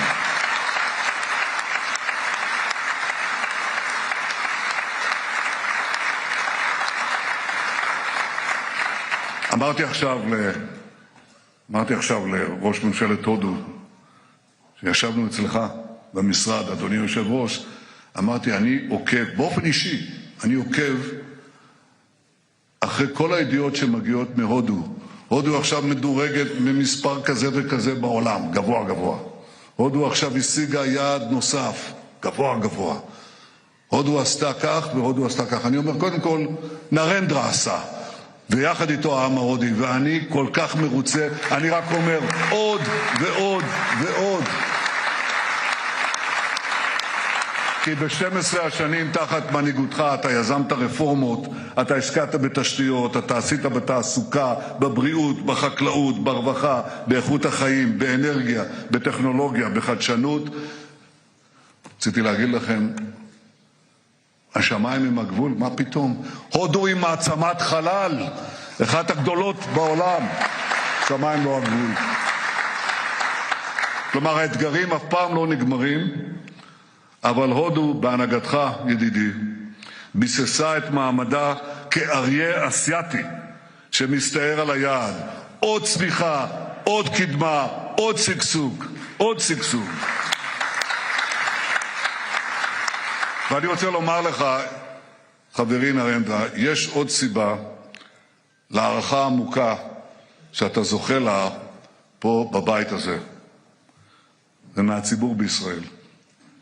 כי מיד לאחרי הטבח הנורא ב7 באוקטובר, מיד אחרי ההתקפה הרצחנית הזאת, אתה התייצבת בצורה כל כך ברורה, כל כך מוסרית, כל כך חדה, התייצבת לצד ישראל.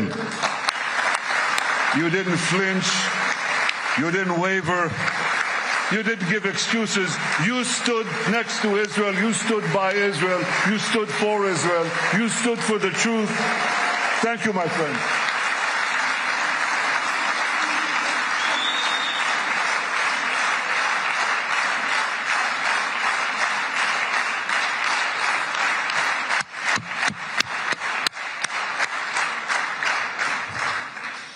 אנחנו אף פעם לא נשכח זאת. אנחנו יודעים מול מה אנחנו התייצבנו.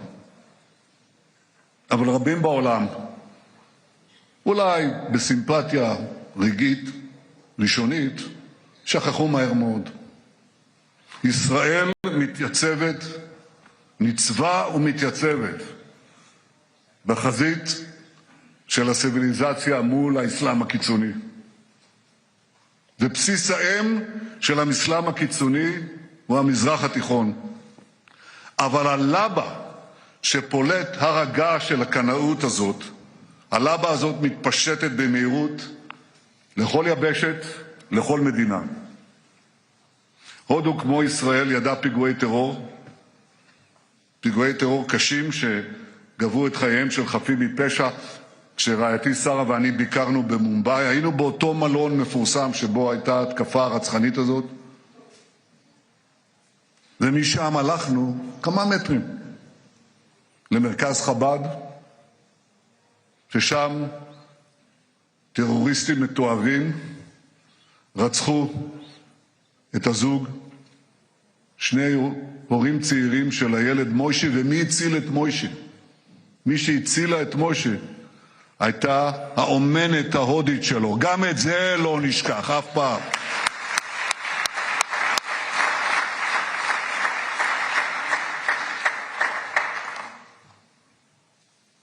הודו תומכת בישראל, וישראל תומכת בהודו, גם במקרים שהם ידועים, וגם במקרים שהם פחות ידועים. הודו תומכת בישראל, כי היא מבינה שישראל משמשת קיר מגן מפני הברבריות, ואנחנו עושים זאת קודם כל להגן על עצמנו, אבל גם בשירות העולם התרבותי. ישראל, כמו הודו, היא מבצר של דמוקרטיה, של חופש, של זכויות אדם, במרחב פראי רוכש סכנות. הטבח של 7 באוקטובר הבהיר חד משמעית, או שציר הרשע הג'יהאדיסטי ישבור אותנו, או שאנחנו נשבור אותו, ואנחנו שוברים ונשבור אותו. ועשינו זאת ואנחנו עושים זאת בזכות הגבורה של לוחמינו, הלוחמים והלוחמות, המפקדים והמפקדות שלנו. איזה גבורה, איזה גבורה. ידידי נרנדרה, הייתי רוצה להפגיש אותך, אם יהיה זמן, עם כמה מהם. צריך לראות אותם. הייתי רוצה להפגיש אותך עם הפצועים שלנו. חלקם קטועי גפיים. יש אחד מהם, אני אביא את התמונה שלו הערב, ואני רוצה להראות לך. קוראים לו ארי, which means lion, Ari Spitz. And Ari lost his 2 legs and his arms, one of his arms. And he has prosthetics. He's sitting there smiling, cheering with his one healthy arm. And he says, Israel lives, Am Yisrael Chai.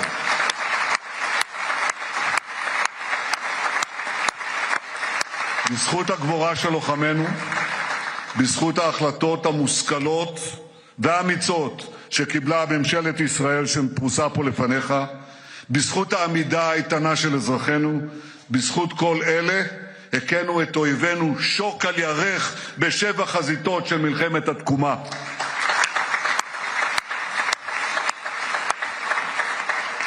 אבל ידידי היקר, אנחנו שילמנו מחירים יקרים. ואני רוצה לספר לך שגם לוחמים ולוחמות ממשפחות יוצאות הודו נפלו בקרבות. אנחנו מרכינים ראש לזכרם יחד עם כל גיבורינו שנפלו. מלחמת המגן שלנו היא מלחמה צודקת מאין כמוה, אבל זו לא רק מלחמה בשדה הקרב. זו מלחמה על האמת, זו מלחמה על עתיד האנושות. ואני חייב להגיד שאנחנו רואים שבקרב על עתיד האנושות, גם הפעם האנטישמיות מרימה ראש. היינו שם רק לפני 80 שנה וראינו את זה. אנטישמיות שמתחילה עם היהודים ואחר כך מסכנת את האנושות כולה.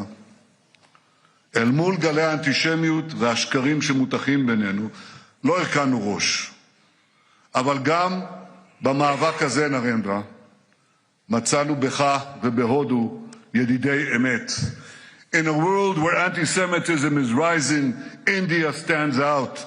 A civilization where Jews were never persecuted by the state, only welcomed. We don't forget that too. Thank you, India.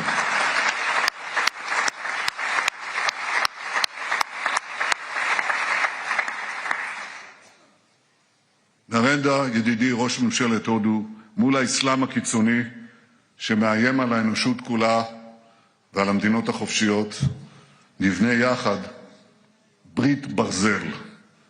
ברית של מדינות שדוגלות במתינות, בקדמה, בכבוד האדם, בכבוד הדדי.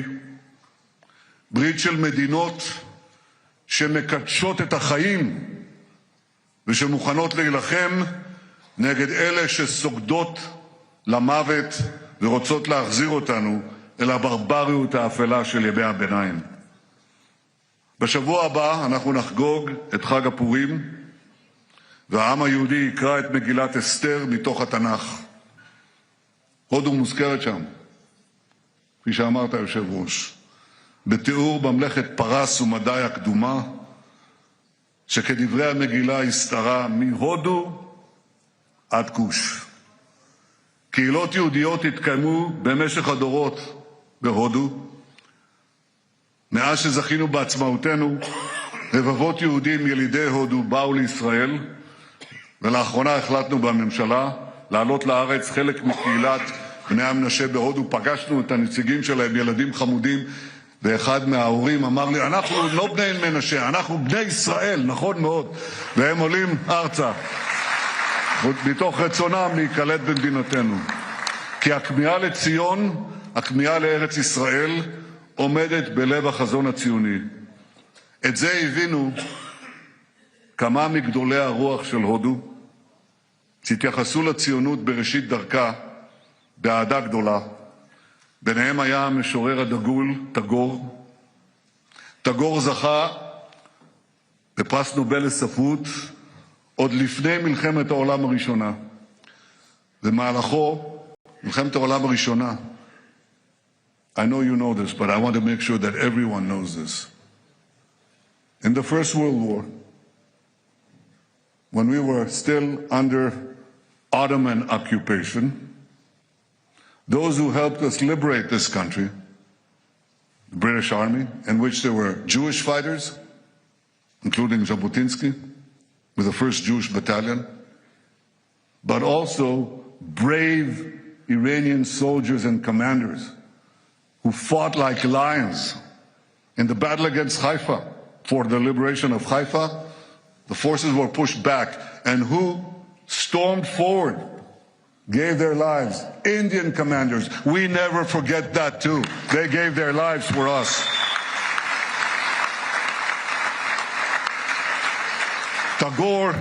Tagore spoke so positively about our national movement, and his writings were translated into Hebrew. היו מי שישבו את דמותו, עטורת הזקן הלבן, לנביאי ישראל.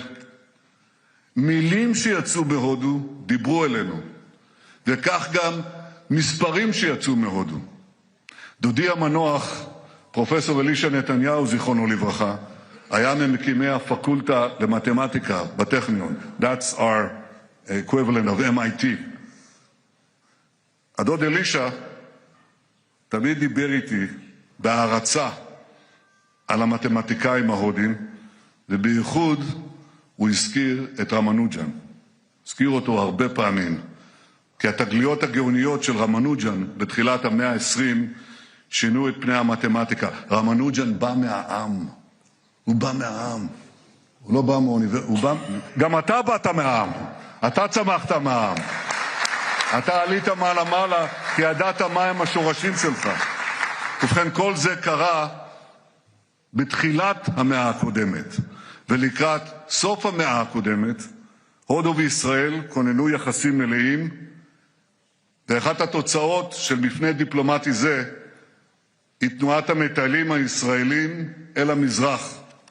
עשרות אלפי ישראלים, צעירים ומבוגרים, מבקרים מדי שנה בהודו. הם מתפעלים מהכל, ממה שיש היום וגם מהמורשת התרבותית העתיקה. והם מספרים אחד מאזרחי הודו שואל מטייל בישראל, כמה אתם? והישראלי עונה לו, 10 מיליון. וההודי ממשיך, וכמה בישראל? לא 1.5 מיליארד, אבל רבים שמעריצים את הודו, מחבקים את הודו, ורוצים גם לבוא להודו. אחד מהם זה אני, וגם רעייתי פה, אנחנו רוצים ביקור חוזר, זה בטוח. את זה כבר חילצתי, אני כבר אומר לכם, הישג דיפלומטי ראשון, נביא את הממשלה להודו. לא רק שנביא את ראש ממשלת הודו לממשלה, נביא את הממשלה, את ממשלת ישראל להודו, לביקור. G2G. בביקורך הנוכחי, they all want to come.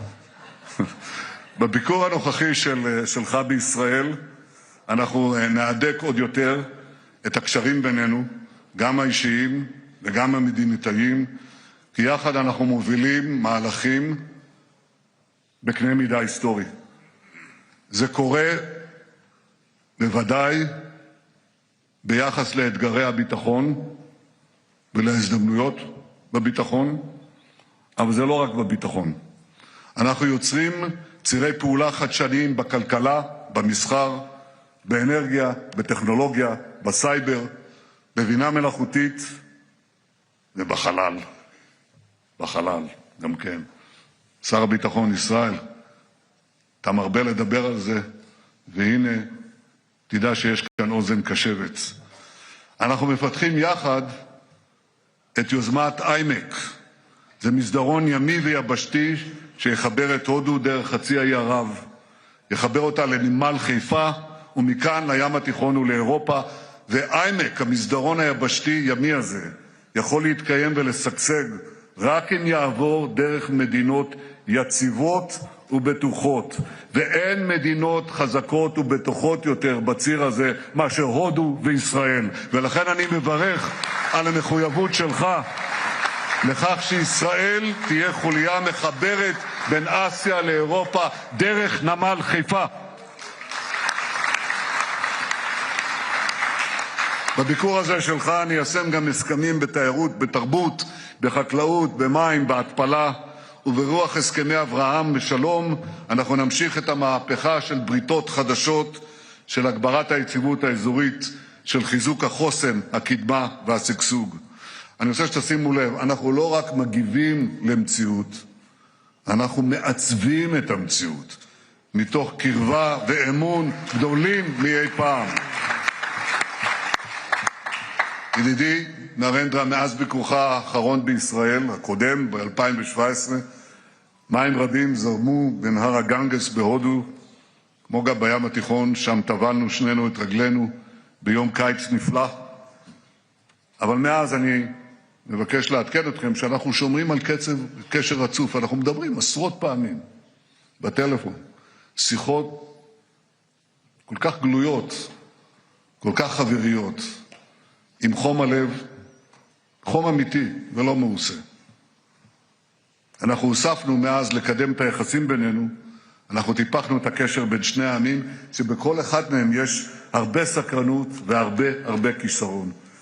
אני זוכר את החוויה מרטיטת הלב שביקרנו יחד איתך במחוז גוג'ראט, שם גדלת, שם היית למושל, ושם המושל מודי גילה את הגאוניות של החקלאות בישראל והביא אותה להודו, ומשם זה התפשט לכל הודו. ובכן, ביקרנו שם, וכשביקרנו בגוג'ראט, מאות אלפים של התושבים עמדו ברחובות והריעו ונופפו בדגלי ישראל והודו, והיה שם גם שלט ענק בעברית, ענק, כמו כל הבניין הזה. ברוכים הבאים בעברית. אז היום, מכובדי, אתה שוב בישראל, אתה מתקבל כאן באותה קבלה חמה, באותה קרבת לבבות. במאה ה-21 אנחנו נביא את הברית בין ישראל להודו לגבהים חסרי תקדים, ואני בטוח שיום יבוא, אני בטוח, כי כשביקרנו בהודו אתה הבאת מופע של האומנים הפנטסטיים מבוליווד. אז אני אומר, יבוא יום ויעשו סרט בהוליווד על סיפור האחווה בין שתי המדינות, ואני מבטיח לכם, זה יהיה סרט שובר קופות. ראש הממשלה מודי, ידידי היקר נרנדרה, אני מברך אותך מעומק ליבי, אותך ואת פמלייתך. ברוכים הבאים תהיו כולכם בישראל, בירושלים, בחברות אמת ובהוקרת אמת. ברוכים הבאים.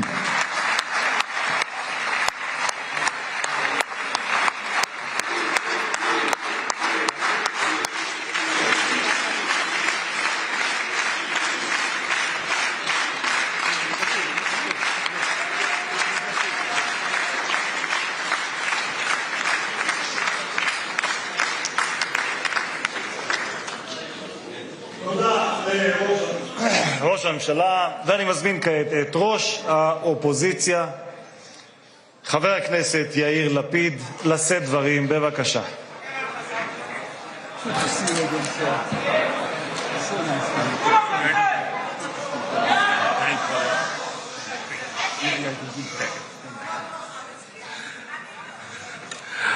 Mr. Prime Minister, I'm only going to take a minute of your time to make sure you know whatever happened here today has nothing to do with you. The entire state of Israel. Let's try and not make things worse. The entire state of Israel is filled with admiration to your leadership, to your friendship, to the fact that you were here for us in our time of trouble, and to the alliance, the eternal alliance between our two states. So thank you very much for being here, and we are all, both sides of the aisle, looking forward to hear your speech. Thank you so much, sir. Thank you.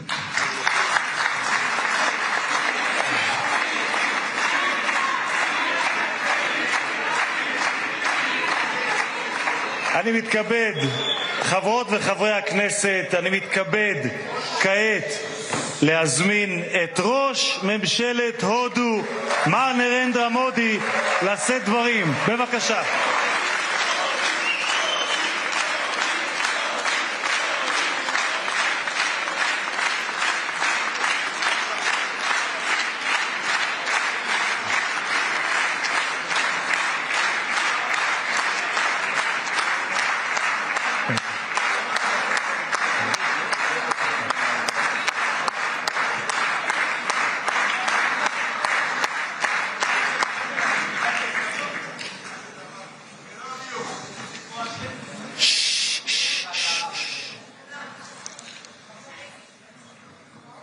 His Excellency,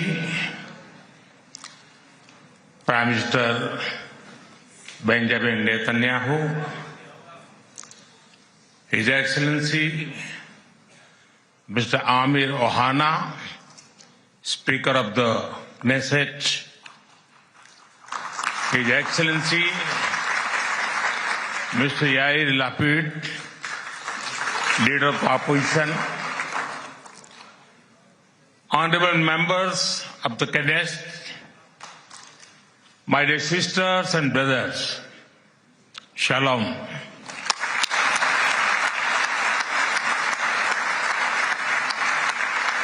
Namaste. Honorable members, it is a privilege and an honor for me to stand before this distinguished house. I do so as the Prime Minister of India and also as a representative of one ancient civilization addressing another. I bring with me the greetings of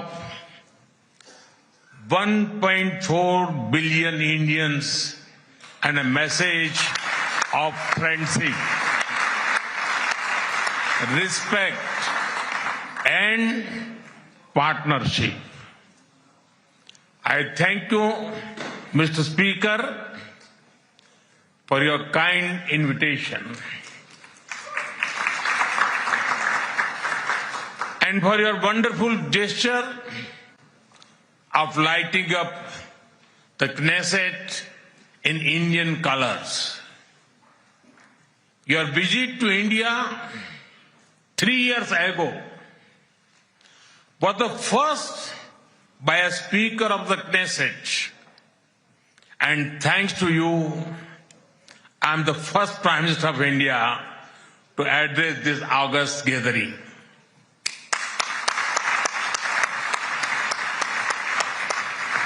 Nine years ago, I had the good fortune to be the first Prime Minister of India to visit Israel. And I'm very happy to be here again returning to a land to which I have always felt drawn. After all,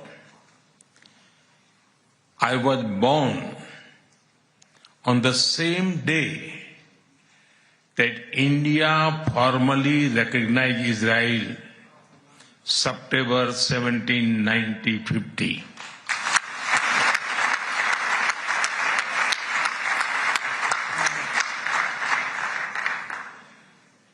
Honorable members, I also carry with me the deepest condolences of the people of India for every life lost and for every family whose world was shattered in the barbaric terrorist attack by Hamas on October 7. We feel your pain. We share your grief. India stands with Israel firmly, with full conviction in this moment and beyond.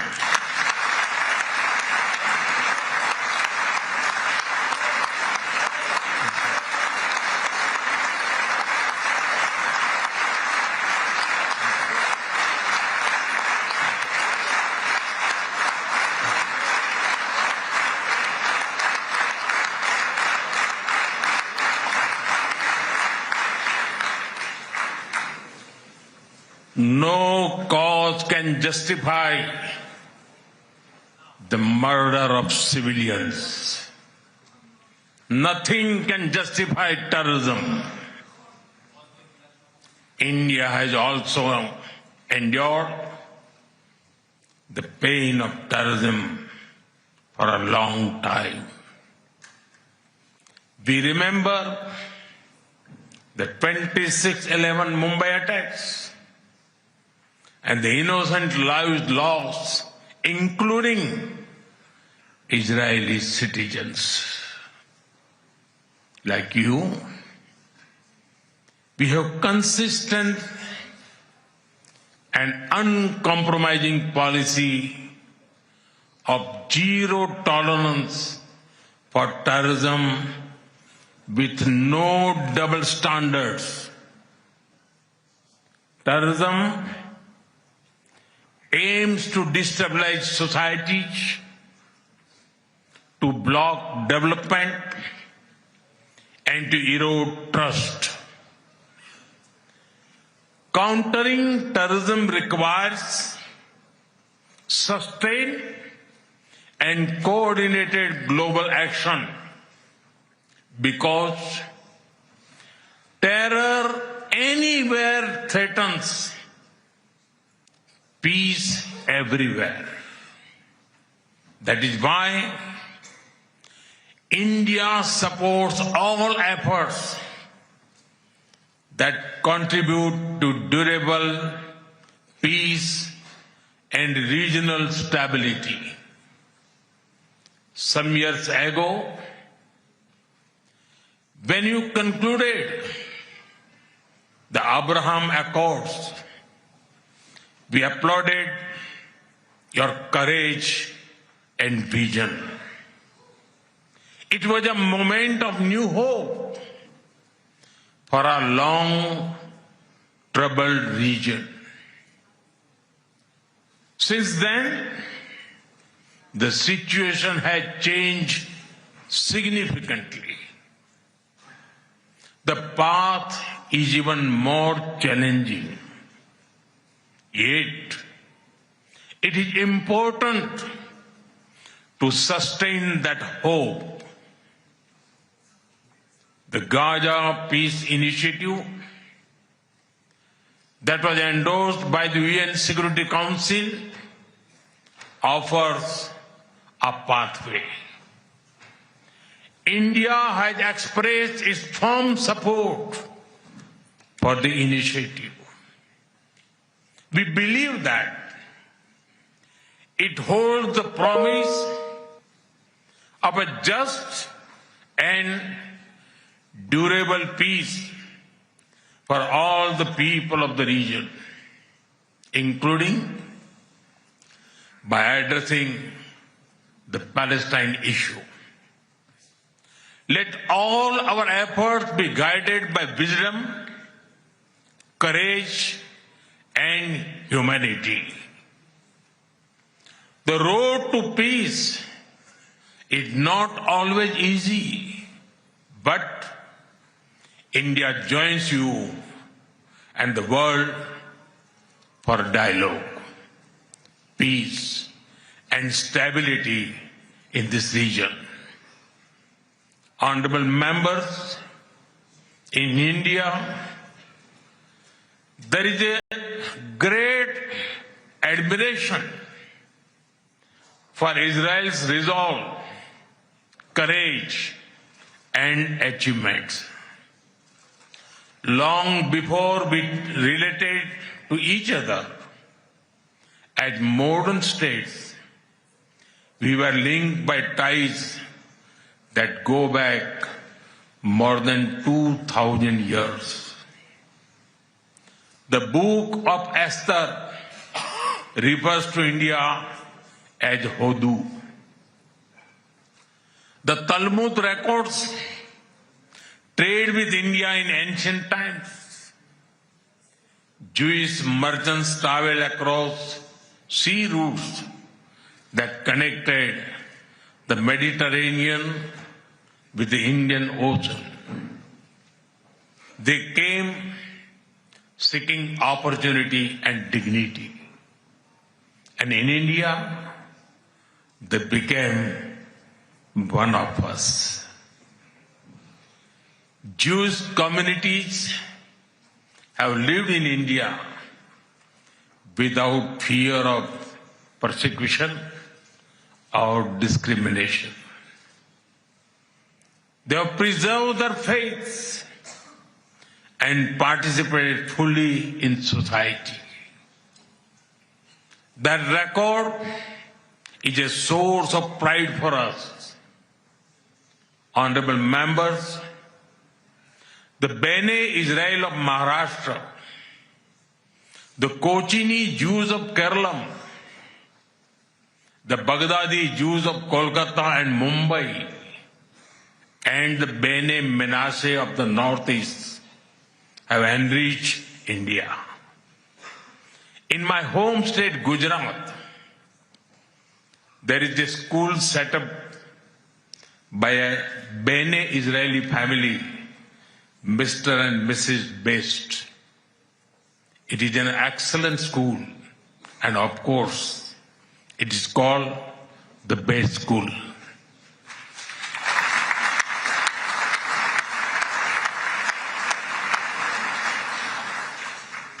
Edwin Myers gave shape to the film's division of India and was a towering figure in the history of Indian cinema.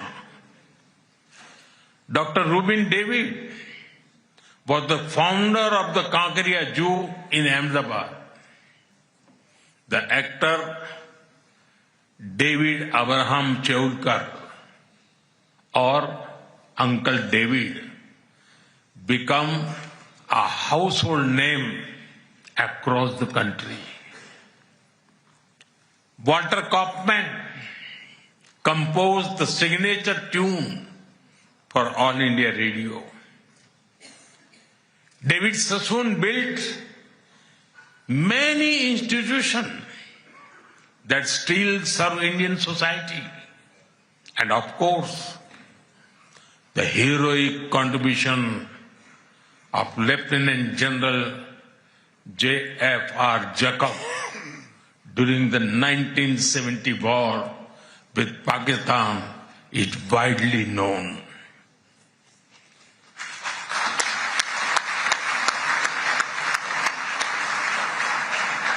I had the honor of working closely with him after his retirement. We discussed India-Israel relations, among many other things, over many cups of tea. There have been countless others whose contributions are woven into India's rich fabric of life. Honorable members, there was movement from India to Israel too, when many Indian Jews migrated to Israel in the mid-20th century. Today, a vibrant Indian origin Jewish community lives here. They are contributed to the building of modern Israel in laboratories and hospitals, in classrooms, and also on the battlefield. They hold firmly that Israel is their fatherland and India their motherland.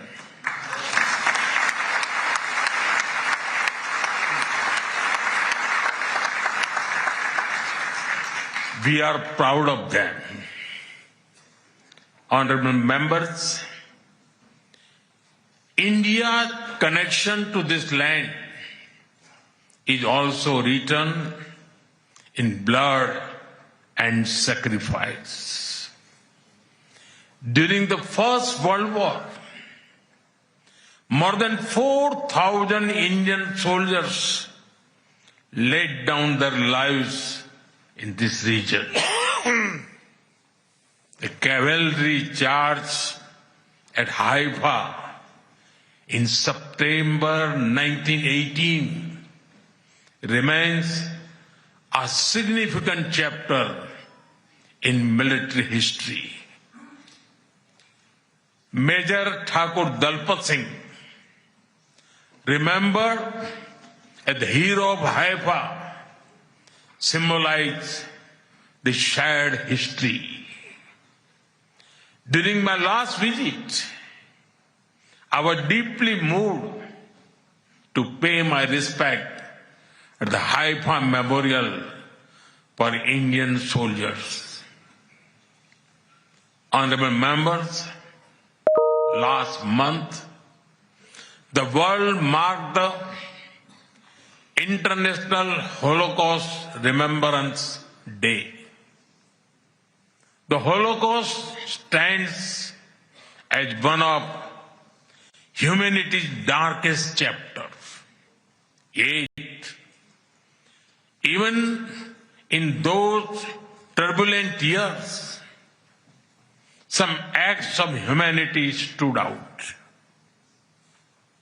The Maharaja of Navanagar in Gujarat, also known as the Jam Sahib, offered refuge to Polish children, including Jewish children who had nowhere else to turn.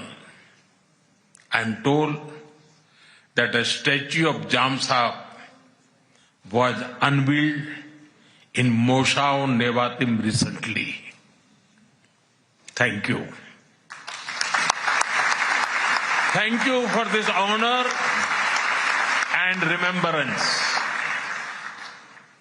Honorable members, after India's independence, many Indian leaders felt a kinship with the people of Israel.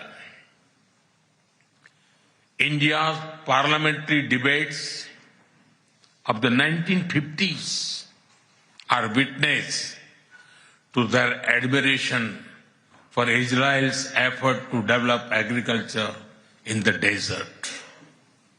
The kibbutz movement of Israel inspired our leaders like Acharya Vinoba Bhave and Loknayak Jayaprakash Narayan. First in my home state, Gujarat, and now across India, have seen the approach of per drop, more crop work wonders in agriculture. My own first visit to Israel was in 2006 as the Chief Minister of Gujarat. Later in 2017, during my visit to Israel as Prime Minister, our two countries elevated the relationship to a strategic partnership.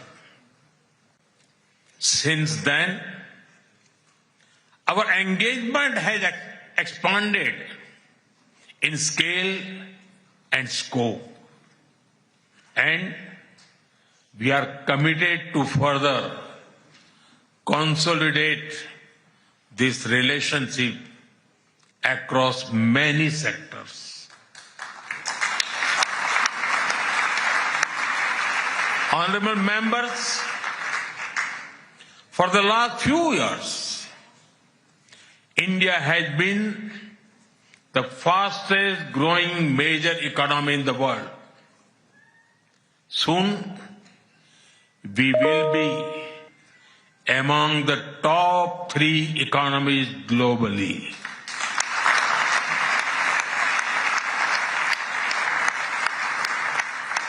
At the same time, Israel is a powerhouse of innovation and technological leadership. This creates a natural foundation for our forward-looking partnership. We are committed to expanding trade, strengthening investment flows, and promoting joint infrastructure development. The bilateral investment treaty signed last year will provide confidence and predictability to our businesses. In the last few years, India has concluded a number of important trade agreements with other nations. To your west, the European Union and the UK. To your east, the UAE and Oman. Our bilateral goods trade has grown significantly in recent years, but it does not reflect the full scope of opportunity. That is why our teams are working hard to negotiate an ambitious free trade agreement. It will unlock the vast untapped potential in our trade relationship. We will also work closely in different formats, such as India, Middle East, Europe Economic Corridor, and the I2U2 framework between India, Israel, UAE, and the US. Defense and security is another important pillar of our partnership. In November last year, we signed an MOU on defense cooperation. In today's uncertain world, a strong defense partnership between trusted partners like India and Israel is of vital importance. Honorable members, Israel is often called the startup nation. In recent years, we have also been working to unlock the innovation and creativity of our youth. I recall that in 2018, Prime Minister Netanyahu and I inaugurated the iCreate Technology Business Incubator in India. Since then, it has supported nearly 900 such startups. Last week, we hosted the world's largest and the most democratized AI Impact Summit with representatives from over 100 countries. Our aspirational spirit aligns naturally with Israel's innovation ecosystem. I see a lot of synergies in areas such as quantum technologies, semiconductors, and artificial intelligence. We are also working with Israel on creating cross-border financial linkages using our digital public infrastructure. Honorable members, I mentioned how inspiring we found Israel's agricultural miracle in desert. Israeli expertise in precision irrigation and water management has already transformed agricultural practices in India. Together, we have established 43 centers of excellence across India that have provided training to more than 500,000 farmers. We should now set an ambitious goal to expanding to 100 centers to benefit millions of farmers and fishermen. Honorable members, at the heart of the India-Israel partnership are the ties between our peoples. When I first visited Israel in 2006, there were a handful of yoga centers in Israel. Today, yoga seems to be practiced in almost every neighborhood. I am told that interest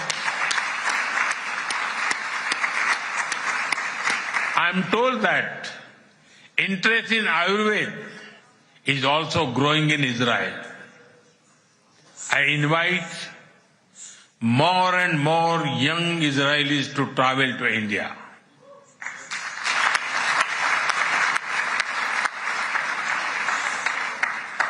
They will witness the dynamism of our society and experience what holistic wellness can do for the body and the mind. I'm happy to inform this August House that the Indian Parliament has set up a parliamentary friendship group for Israel.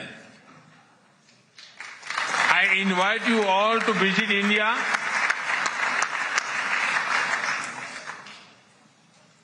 and look forward to having more exchanges between our members of parliament.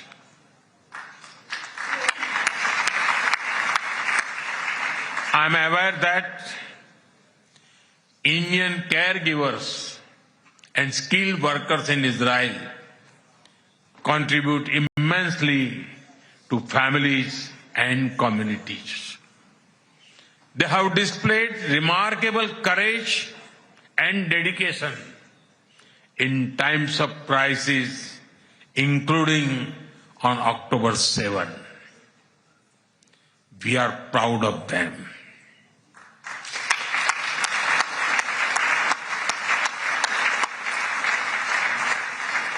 As the Jewish teachings reminds us, whoever saves one life saves the entire world.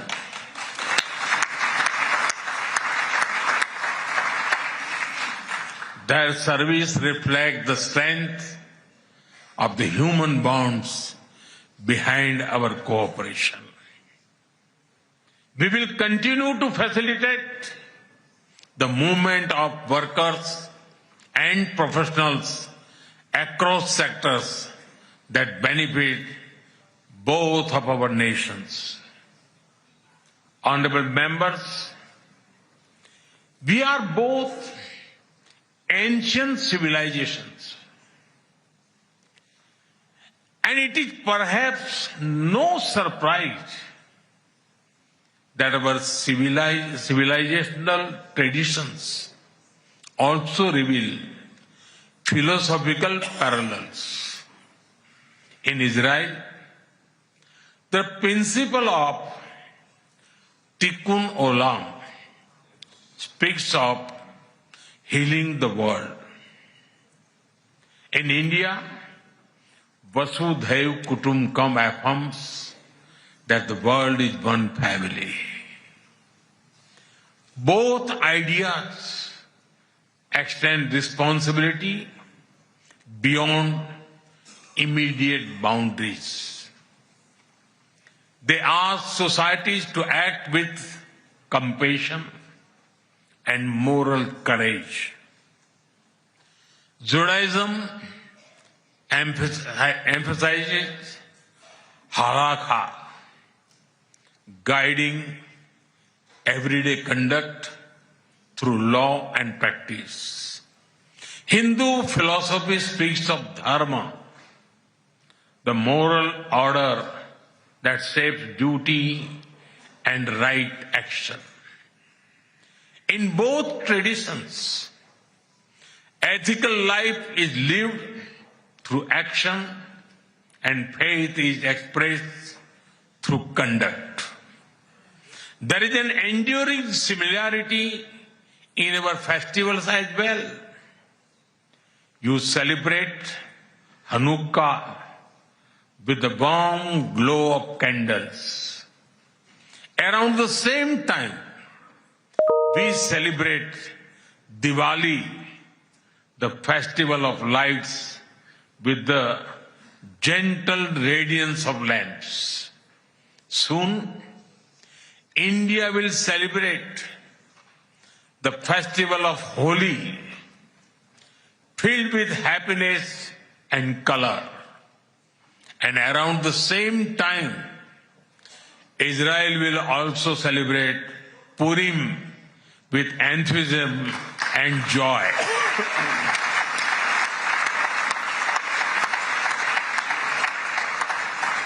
Honorable members, our shared ideals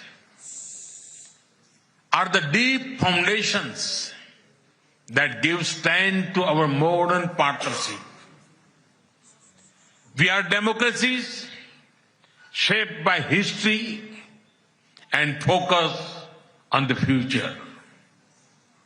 Our partnership is grounded in shared experience and shared aspirations. Our strong partnership not only serves national interests, but also contributes to global stability and prosperity. Let us ensure that the friendship between India and Israel remains a source of strength in an uncertain world. Am Israel Chai.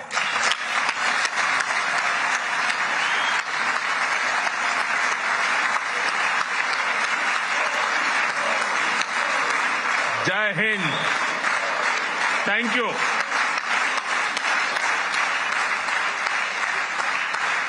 प्रधानमंत्री मोदी का ये संबोधन, जिसमें उन्होंने भारत और Israel के रिश्ते कैसे हैं, कैसे और आगे बढ़ने वाले हैं और कितने पुराने हैं और कितने प्रगाढ़ हैं और किस तरीके से, चाहे वो सांस्कृतिक विरासत हो, चाहे आदान प्रदान हो चीज़ों का, पुराने इतिहास के पन्ने हो या फिर आज की दुनिया हो, और आगे चलते हुए दोनों देशों का न सिर्फ रणनीतिक तौर पे, सामरिक तौर पे, बल्कि कृषि और तमाम ऐसे क्षेत्र, एआई, टेक्नोलॉजी, बहुत छोटी छोटी चीज़ें जहां पर किसान, मछुआरे, इन सब का पूरा सीधा कनेक्शन है, वो सब जुड़ा हुआ है इन दो देशों के बीच का, वो उन्होंने बताया यहाँ पर।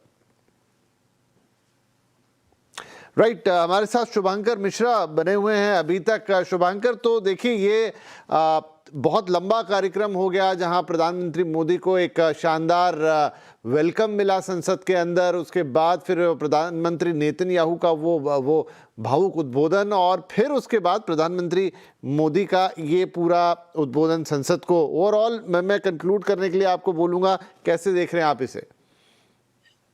विपिन, मैं ये देख रहा हूं कि इजराइल की आपसी राजनीति को दरकिनार करते हुए उनके विपक्ष ने बहिष्कार की जो घोषणा की थी उसको नकारते हुए आके वापस प्रधानमंत्री मोदी का उद्बोधन सुना, पहली चीज।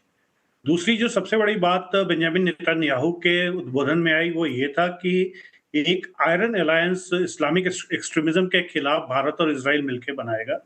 और एक ऐसी बात उन्होंने कही कि जो आमतौर पर टूरिज्म और बाकी सारी जो आपने एरियाज ऑफ इंटरेस्ट बताए, उसके अलावा उन्होंने कहा कि कुछ ऐसे एरियाज हैं जिसके बारे में बात नहीं की जा सकती। ये जो बात नहीं की जाने वाली चीजें हैं वो सबसे ज्यादा इम्पोर्टेंट है। तो वो एक ऐसा मौका है। और चूंकि पहले चर्चा हो रही थी कि ईरान और अमेरिका की जो हालात हैं, और भारत ने 2 दिन पहले ईरान से अपने नागरिकों को निकलने का संदेश भी दिया, उसके परिप्रेक्ष्य में अगर देखें तो भी आज ईरानी राजदूत का एक इंटरव्यू में देख रहा था जिसमें उन्होंने कहा, ईरानी विदेश मंत्री का एक इंटरव्यू था जिसमें उन्होंने ये कहा कि वो प्रधानमंत्री मोदी से ये निवेदन करते हैं कि वो इजराइल पर प्रेशर बनाए कि गाजा में शांति हो और वहां पे चीजें नॉर्मल सी की तरफ बढ़े। तो कुल मिलाकर अगर आप देखें तो भारत ने जो ये बैलेंसिंग की हुई है अरब और मुस्लिम देशों के साथ साथ इजराइल के साथ अपने संबंधों को बना के रखने की, उसका एक ये बहुत ही उत्तम नमूना है जो आज हमारे सामने आया है। विपिन जी, तो आनंद आहूजा जी, प्रभुदयाल साहब भी बने हुए हैं हमारे साथ। क्विकली आप दोनों से एक एक रिएक्शन ले लेता हूं। आनंद जी, आपने पूरा कार्यक्रम सुना, उद्बोधन सुना, आपके रिमार्क्स इस पर? मेरे हिसाब से बहुत एक अच्छा भाषण रहा नेतन्याहू का भी और मोदी जी का भी। उन्होंने, नेतन्याहू ने कहा कि मेरे दोस्त से ज्यादा मेरे ये भाई हैं, दोस्त तो हैं ही लेकिन भाई भी हैं। तो वो एक बहुत अच्छी बात उन्होंने कही। और जो मोदी जी ने बात कही कि इजराइल और हिंदुस्तान दोनों ही देश जो हैं वो एक टेररिज्म के विक्टिम हैं और टेररिज्म को किसी भी कंडीशन के ऊपर टॉलरेट नहीं किया जा सकता है। तो वो मेरे हिसाब से मोदी जी ने एक बहुत अच्छी बात की। सिर्फ एक इशू ये रह जाता है कि मोदी जी ने जो बात कही, लेकिन उसके साथ ही मोदी जी ने जो है वो जो पीस बोर्ड है उसमें उन्होंने मेंबर बनने से इनकार कर दिया है। और इजराइल चाहता था कि पाकिस्तान की बजाय, अगर वो जो डोनाल्ड ट्रंप ने पीस बोर्ड बनाया है उसमें पाकिस्तान की बजाय अगर हिंदुस्तान, इंडिया बैठता तो वो ज्यादा अच्छा रहता। तो वो थोड़ा सा एक मेरे हिसाब से एक बात जो मोदी जी ने कही उस पर थोड़ा सा चल के भी दिखाना चाहिए कि दोनों ही जो हैं वो इस आतंकवाद के जो हैं वो एक पीड़ित हैं और वो आतंकवाद को दुनिया से खत्म करने के लिए मिलकर काम करना चाहते हैं। और गाजा की जो पॉलिसी रही है इंडिया की, वो भी थोड़ी सी वो ओपनली इजराइल को सपोर्ट नहीं करती है। तो उस हिसाब से मेरे हिसाब से थोड़ा सा मोदी जी को उस बात पे थोड़ा और जोर देना चाहिए था कि जी, अगर जो है जहां तक गाजा की, तो सर मेरा क्योंकि समय अब लगभग समाप्त हो गया है, प्रभुदयाल सर भी हमारे साथ। प्रभुदयाल सर, आपका ओवरऑल रिएक्शन इसके ऊपर? देखिए, मेरे विचार में आज प्रधानमंत्री मोदी जी ने पूरी कनेसेट का दिल जीत लिया जब उन्होंने ये कहा कि वो पैदा हुए थे सितंबर 17, 1950 को, जिस दिन भारत ने इजराइल को रिकॉग्नाइज किया था। कितनी ताली बजी इस बात पे, आपने सबने देखा होगा। देखिए, ये प्रधानमंत्री मोदी जी का 19th एड्रेस था फॉरेन पार्लियामेंट को। मेरे ख्याल से ये रिकॉर्ड होगा, किसी और ग्लोबल लीडर ने 19 बार किसी फॉरेन पार्लियामेंट को एड्रेस नहीं किया होगा। और देखिए, डिप्लोमेटिकली उन्होंने कितनी अच्छी ओपनिंग की। उन्होंने ग्रीट किया शालोम, नमस्ते, और कहा कि 1.4 बिलियन इंडियंस का एड्रेस है कि उनके ग्रीटिंग्स ला रहे हैं वो। और जहां तक बहुत सब्सटेंस की बात है, उनकी स्पीच इससे भरी हुई थी। कई रिच ऐसे चीजें उन्होंने कही जिससे वो स्पीच रिच एंड कंटेंट हो गई। और खास बातें जो एक सॉलिडारिटी अगेंस्ट टेरर की बात की, और जो पाथ टू पीस कि जैसे किस तरह से अब शांति का पथ अपनाना चाहिए, और खास तौर पे जो गाजा का उन्होंने मेंशन किया। तो ये सब ऐसी चीजें उन्होंने जिक्र की जो कि बहुत टाइमली इम्पोर्टेंट है और जो उनकी स्पीच को बड़ा सब्सटेंटिव बना। जी, बहुत बहुत शुक्रिया प्रभुदयाल सर, आनंद जी और शुभंकर आपका कि आपने हमारे साथ पूरा ये वक्त बिताया। अब समय बिल्कुल हमारा समाप्त हो गया, नहीं तो और बेहतर तरीके से कंक्लूड करते, लेकिन ये दौरा समाप्त नहीं हुआ है। अभी तो ये स्पीचेस हुई हैं, हमने उद्बोधन सुना है, लेकिन अभी इस दौरे का एक हिस्सा बाकी है जहाँ पर कुछ बायलैटरल एग्रीमेंट्स होने हैं। वो क्या होते हैं उस पर फिर से एक बार नज़र रहेगी, फिर लेकर आएंगे अपने मेहमानों को और उसे हम कंक्लूड करेंगे, उस पर चर्चा करेंगे। लेकिन फिलहाल सभी दर्शकों का हमारे साथ इस पेशकश में बने रहने के लिए बहुत बहुत धन्यवाद। नमस्कार।